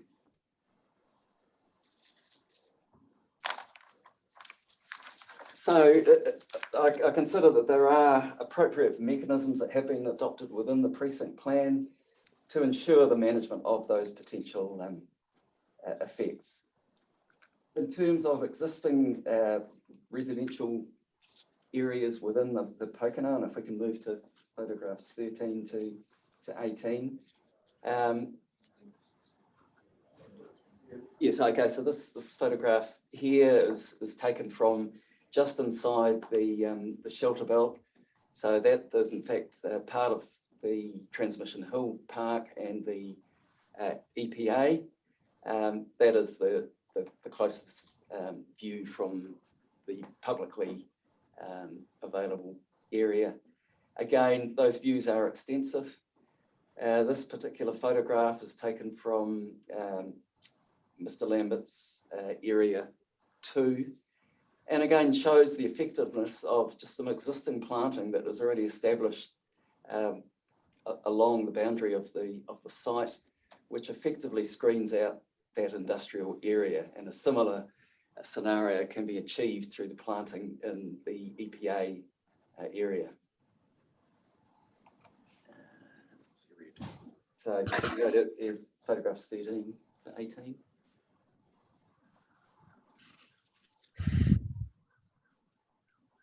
And I've just taken these series of photographs just to illustrate views from the existing residential area within Pokeno of the outlook that a number of these properties have towards the industrial area, with no scope for mitigation. So these are established dwellings. Just to the right of where this photograph was taken is the main living area of this dwelling. So we can see from here, the industrial area is right in their face and is a component of the existing Pokeno area. This one is taken from the Flannery Road Park. Again, little scope for mitigation, unlike the slopes of Havelock Village, where we can screen. Next photograph. Peacock Place residential, and we can see that the formed building platform there is where the Windstone site is going to be built on. Again, these are all eye-level views straight out to the industrial area, which from my point of view has a far greater adverse visual effect with little scope for mitigation than is proposed with the Havelock Village. Also of relevance is that the majority of dwellings stepping up the slope will have views blocked or filtered by other houses within the line of sight, structures and landscaping between them and the industrial area, with only the frontier being affected to a greater degree. Moving on to Area 1 in relation to Mr. Mead's comment about the extension to the no-build area, which Mr. Lambert supports. I do not consider that this is required. Mr. Mead can identified an area on the HVL site that he considered that the no-build buffer should be extended. And this was supported by Mr. Lambert. Mr. Munro's evidence identified that within this area, approximately 5 potential dwellings could occur. This land is similarly elevated and is subject to the EPA between the sites and the industrial area, but it also has extensive views east out towards the Waikato River.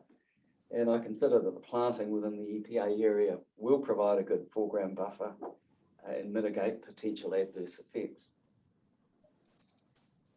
I'd just like to address Area 2 in relation to Mr. Lambert's evidence. Mr. Lambert recommended, again, that a no-build industrial buffer to the northwest of the basin is required for visual mitigation. And she concurs with, is required, but I concur with the Section 42A report, where Mr. Mead does not consider that potential reverse sensitivity effects require a larger buffer in this area. If we could refer to photographs 8 to 11.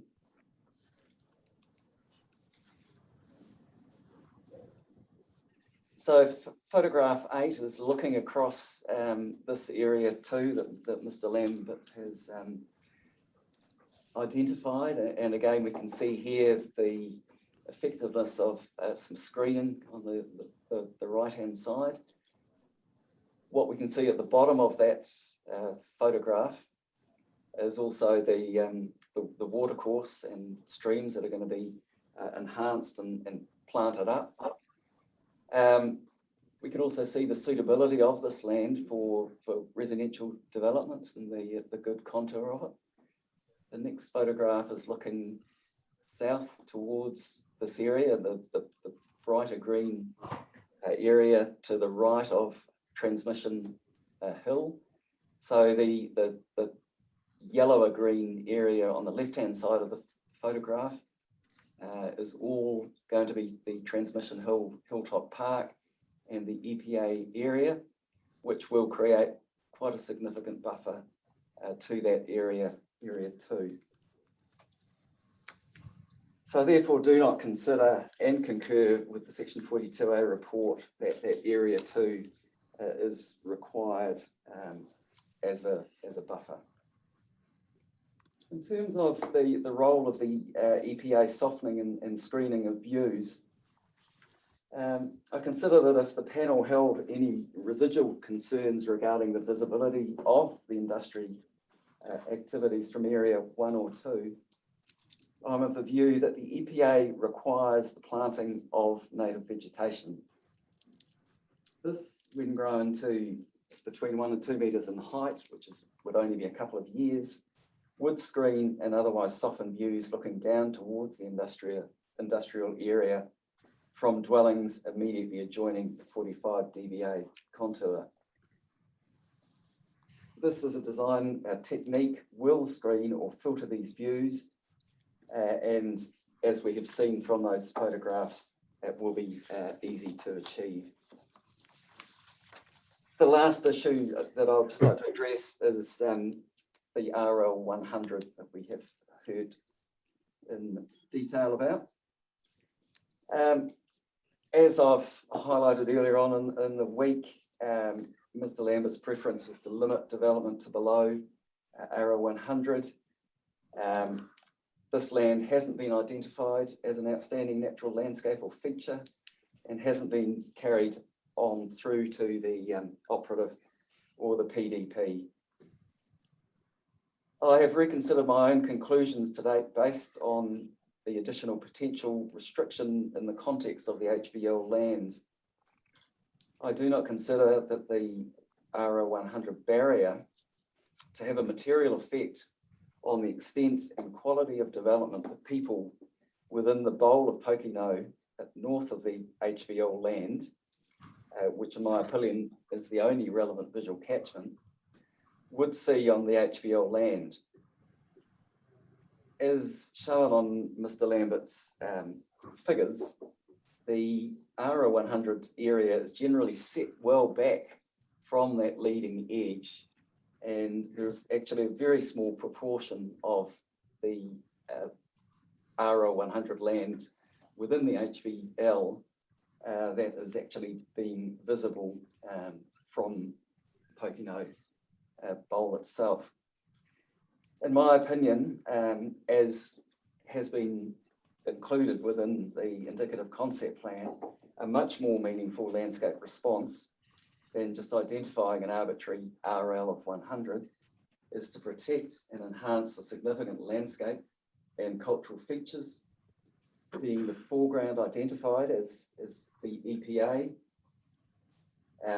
the visually and culturally significant Transmission Hill and Potter's Hill, and the mechanisms that have been undertaken within the indicative concept plan to provide a rural backdrop, including the SNAs. And just to conclude, if we can pull up Mr. Lambert's figure 4. Oh, that was the showing the RL 100s throughout the wider.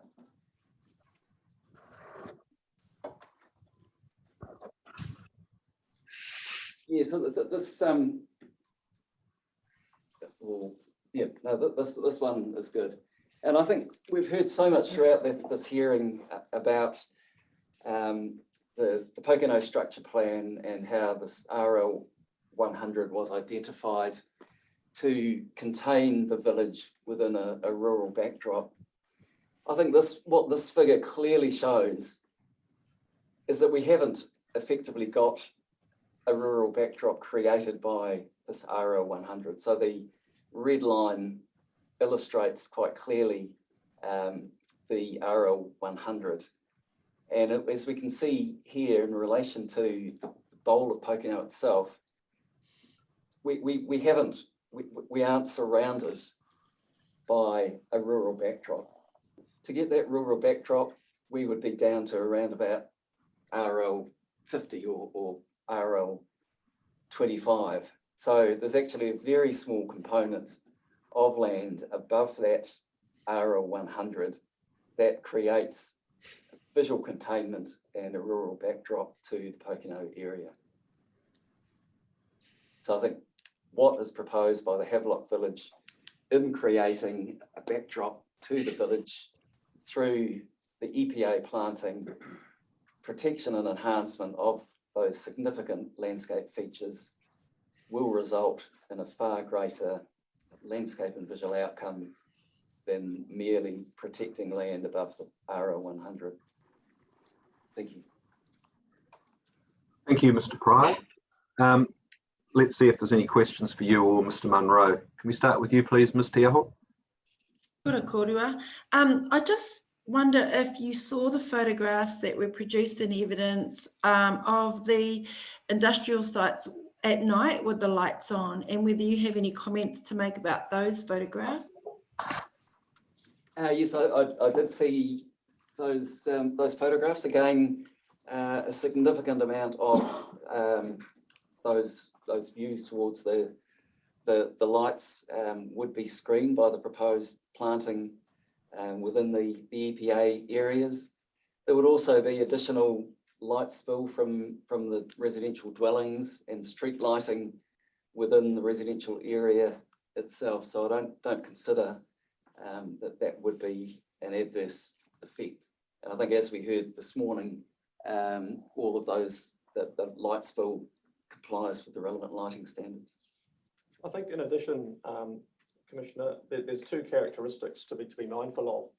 It's very unusual for functional lighting to be directed upwards to the sky or up a hill. It's usually directed downwards to the ground where service vehicles or personnel are doing work.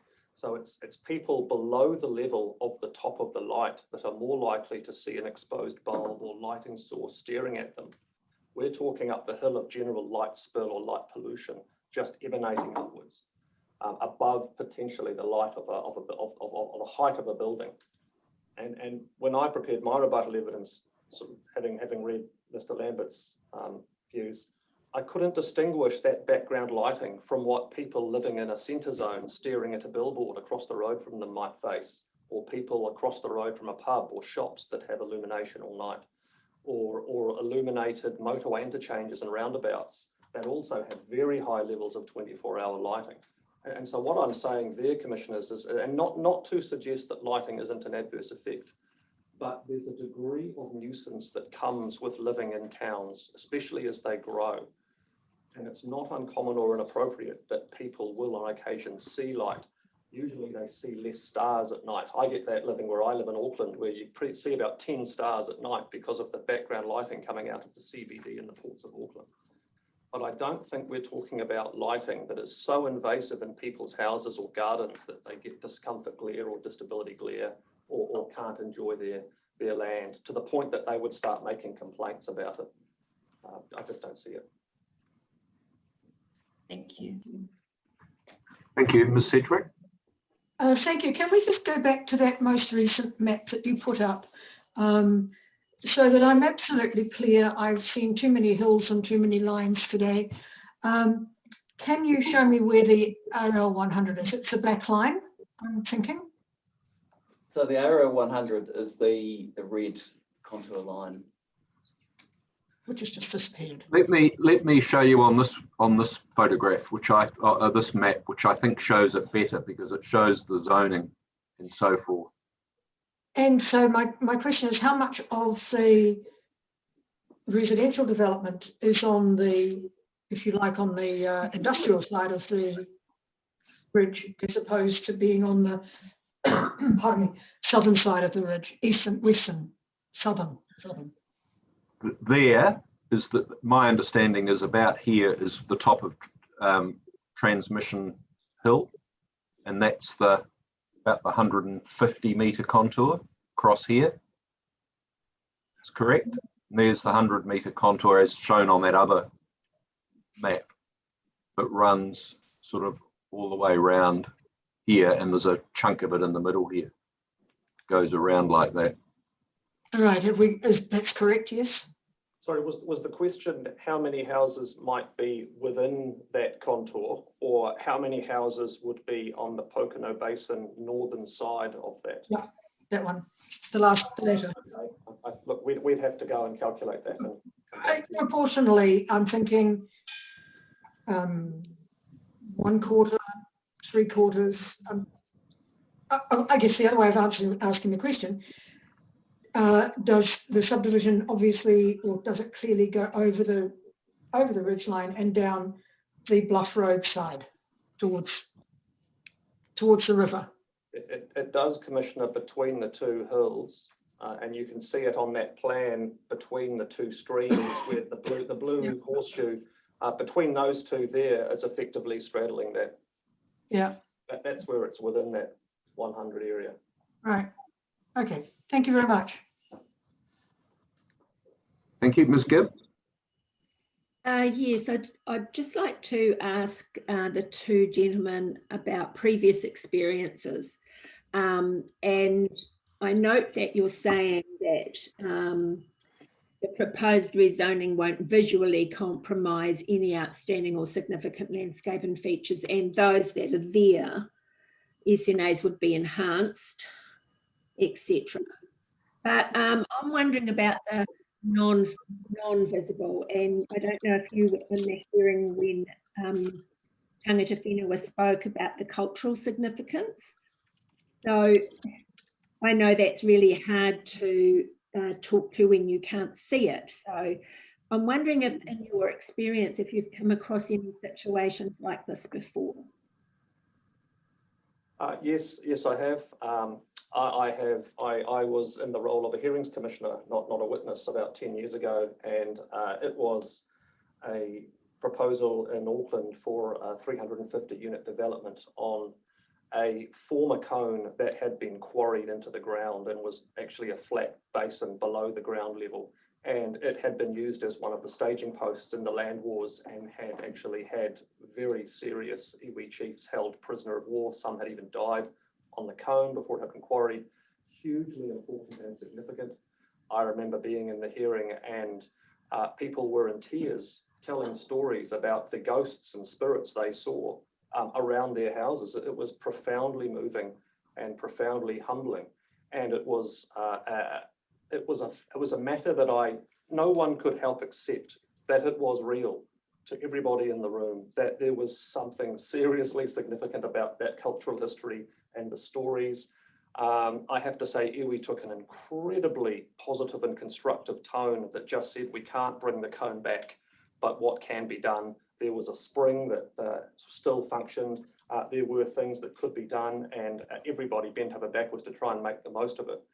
And all I can say is that it really hit home to me the limitations of my European upbringing and my ignorance of a lot of that worldview.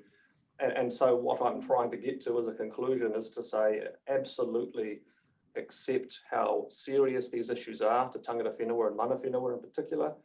It is absolutely an issue that you will have to navigate through in conjunction with all the other things you're being told. But it's not something I feel I could give you any helpful expert evidence on. All I could do is offer my experience as one who's empathized with it to say it's real and it's serious and it's of course it's very important. Yes, thank you. I commend that there are discussions continuing. Thanks very much. Thank you. Mr. Fulton. Just one question on the timing of the landscape planting and so on. I'd expect it to be coming in at the consent process, but you know, from my experience, these things need to be done pretty early on because you give it 2 years and it can be well established before the houses get built. Is there a plan, should the consent be granted to develop this land, to have a process in place to get that planting in place early? I think the question of an eventual subdivision consent would involve a number of considerations. It's unlikely that one subdivision consent in one go would be sought. I think the zone's too big to try and do it in one go and then sell all the sections in one go. So the first question is what stages would make sense to start first? And it may not be the stages that are closest to Pokeno. It probably comes down to what's the first road that can actually be established. Is it Hitchin, is it Yashili, et cetera, et cetera. But my expectation based on the restrictions and criteria in the subdivision design guide would be a question about if it's not subject to earthworks and modification, I'd expect one of the early conditions would be to get a lot of landscaping in as one of the key visual mitigation techniques to actually grant the consent in the first place. bearing in mind that the zone change wouldn't permit really anything. There'd still be a series of consent hurdles to be navigated. So what I'm saying, sir, is I don't think at this point there's a plan that's been designed for subdivision. I don't think it's anywhere near that advanced, but my expectation would be there would be a pretty strong desire from the council to see as much of that as possible planted as early as possible. And certainly for my part, and Mr. Pryor and I have discussed this on and off as we've been working through this, we'd expect that, and it may well be that there's an additional provision that could be added to the precinct package that's been put to you that might make that even clearer. Yeah, and I think the other aspect is it would also be beneficial to the development itself to get planting in at that early stage. Yeah, good. It would appear to me, just from what I saw, that a lot of the land wouldn't be being disturbed anyway, so possibly it could do. No, that's all right. I just was trying to some assurance that would be a pretty high priority. Okay, thank you. Thank you. Mr. Kearney? Yeah, thanks, Mr. Pryor, for that description that you gave of the impact on the ridge lines and so forth. I thought that was quite helpful. And it all will be revealed when we go out and have our site visit. I'm sure we can get a good appreciation of the situation. So we'll be doing that. But have you guys looked at a no complaints covenant for the balance of some of those lots that are looking down? We as a panel appreciate that no complaints covenants have limitations, but this may be one of those situations where they might offer up some sort of mitigation factor, I suppose. Sure. So the general underlying risk that I've experienced with no complaints covenants is where they're being offered and prevent people from being able to complain, where those people might still be in a location where they are still actually subject to problematic adverse effects. So there's a prevention of any complaint, but they might still actually be getting improperly affected. In this instance, I'm very comfortable with the setback distances and elevation of the site, that there would be no underlying or residual exposure to effects of concern. So that's the key thing I look for. So from my perspective, I see no complaints covenants. Commonly in the Auckland Unitary Plan, there are actually certain zones where they are required. The plan actually requires them to be imposed, such as in Albany near North Harbour Stadium. They just have to be put in place. So there's something that is very familiar. From my perspective, I can't see any reason why that would be problematic or challenging. And sir, if that's one way of helping get past an impasse, might be a very practical thing to do. Okay, thanks. Thank you. I don't have any questions. Thank you. Thank you both. Thank you, panel. Thank you.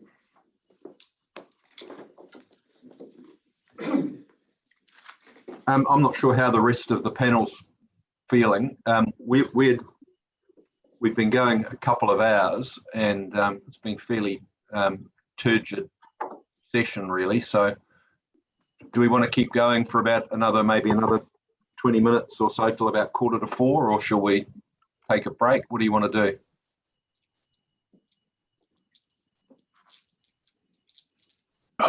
I think we've probably could take a break. I think by the look of what are we looking at, you've got to go at 3:45, is it? I've got to go about 3:45, which is only 25 minutes away, but I'm just wondering, I mean, I'm happy to keep going. I'm just So am I. I'm mindful that people might be running out of steam.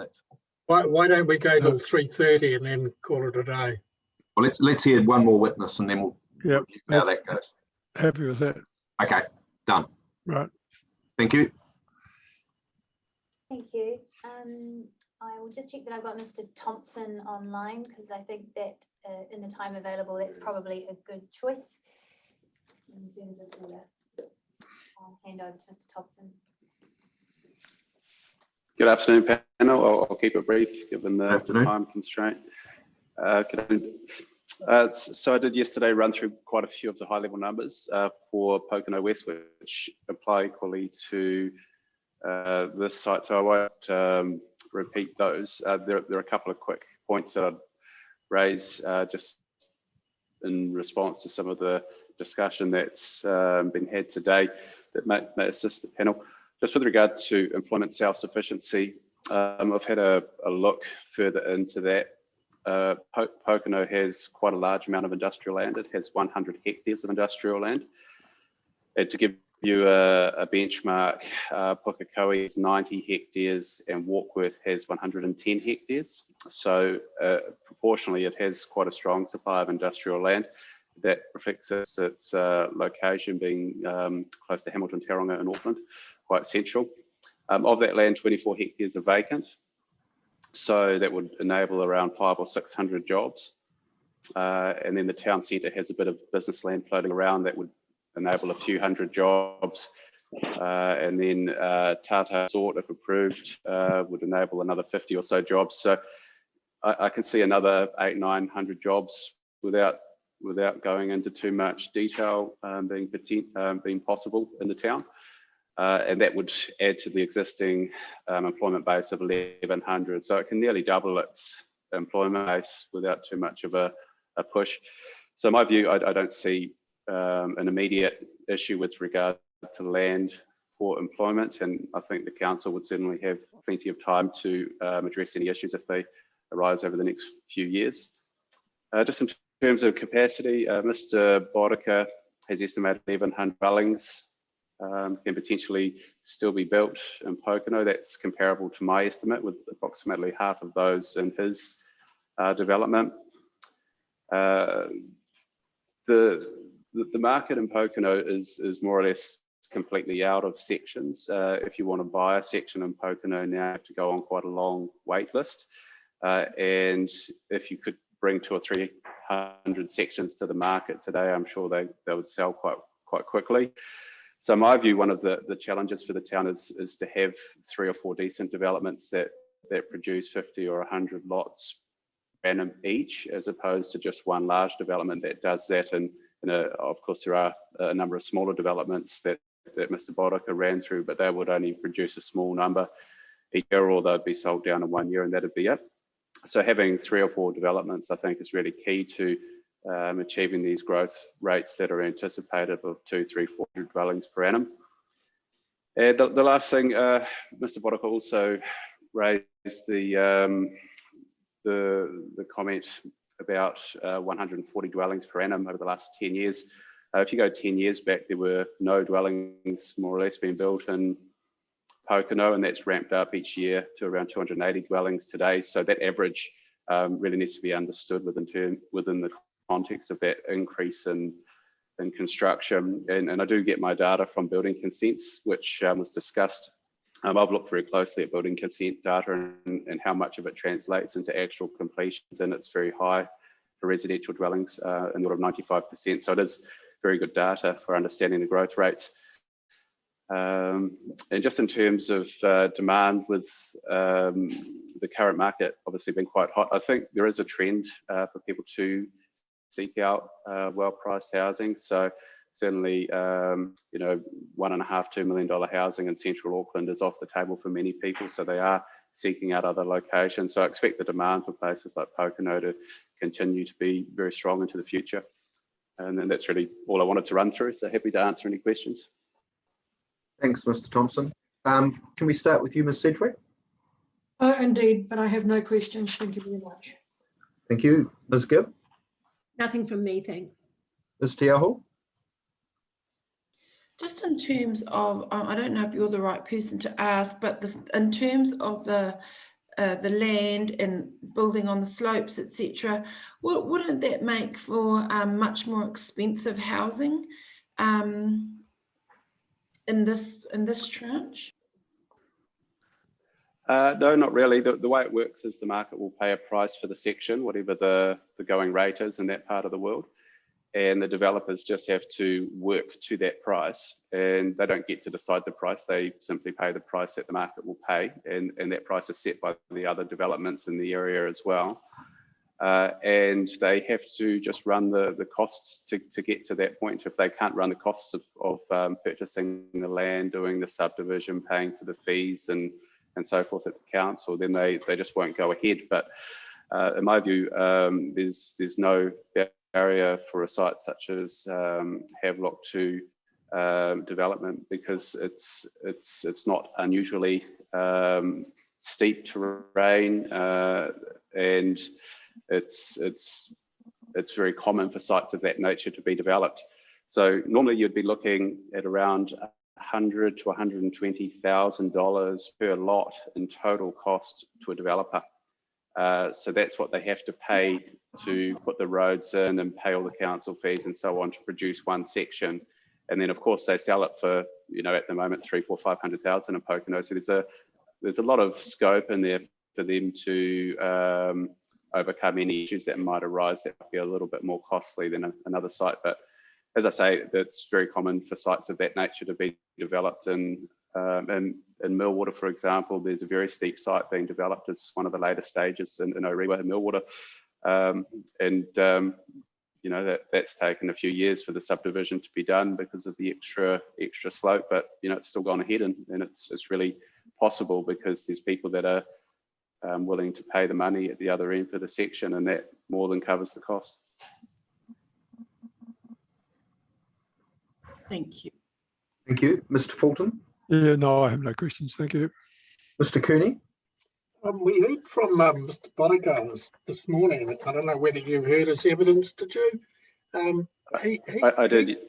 He said there was housing section stock available at Pokeno. There was something like 1,100, I think that was the figure. Yes, that's and he's saying, well, we've got capacity here to advance those. And he also said there was something like 30 odd builders at the moment building away in Pokeno. So how does that reconcile with your figures where you say, well, look, there's a real shortage here of capacity? So he's referring to the future capacity in terms of how many new lots can be subdivided in his development. If you want to go and purchase a lot in Pokeno, you won't be able to at the moment. They're all sold and there's a long waiting list. If you want to go and purchase a house in Pokeno, there's 30 for sale. They're all 850, 950, 1 million, 1.1 million. The price has shot up. So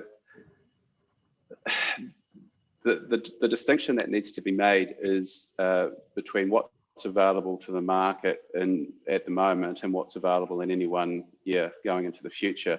And these larger developments can produce 100 or 200 lots a year normally.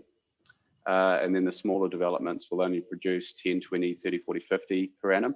So to hit these higher numbers of 250 or 300 dwellings per annum, which is where the council sees the growth needing to be under the NPS requirements, or 400 to 500, which is where I see the growth to ultimately get to over the next few years, you're going to have 2 or 3 or 4 larger developments going that have multiple stages that can year on year develop and supply to the market 100 lots at a time. And that's how you would get that market to work efficiently. The 1,100 lots that Mr. Boddicker refers to are not able to be supplied to the market quick enough to keep pace with market demand at the moment. That's the real challenge. So if you're looking at providing enough housing to meet demand, you really need to look not just at the number, but not just the number of lots and whether that lines up with demand, but how many developers are actually in the market supplying those lots to the market and competing in the market to the extent that people can choose between different types of houses and get a little bit more competition in terms of prices. Okay, thank you. All right, I don't think I have any questions either, Mr. Thompson. I was going to ask you too about the apparent disparity between your numbers and Mr. Boddicker's, but I think you've answered that. So thank you very much for your evidence. Thank you. All right, I think that is a logical place for us to conclude for the day. By the time we had an afternoon break, it'd be quarter to 4 or a little after. So we will adjourn now until 9 o'clock on the 1st of July. I think that's the date we settled on. Yes, it is. So we'll adjourn to there till then. And if the panel just wouldn't mind waiting for a moment, please. But thank you, we're adjourned.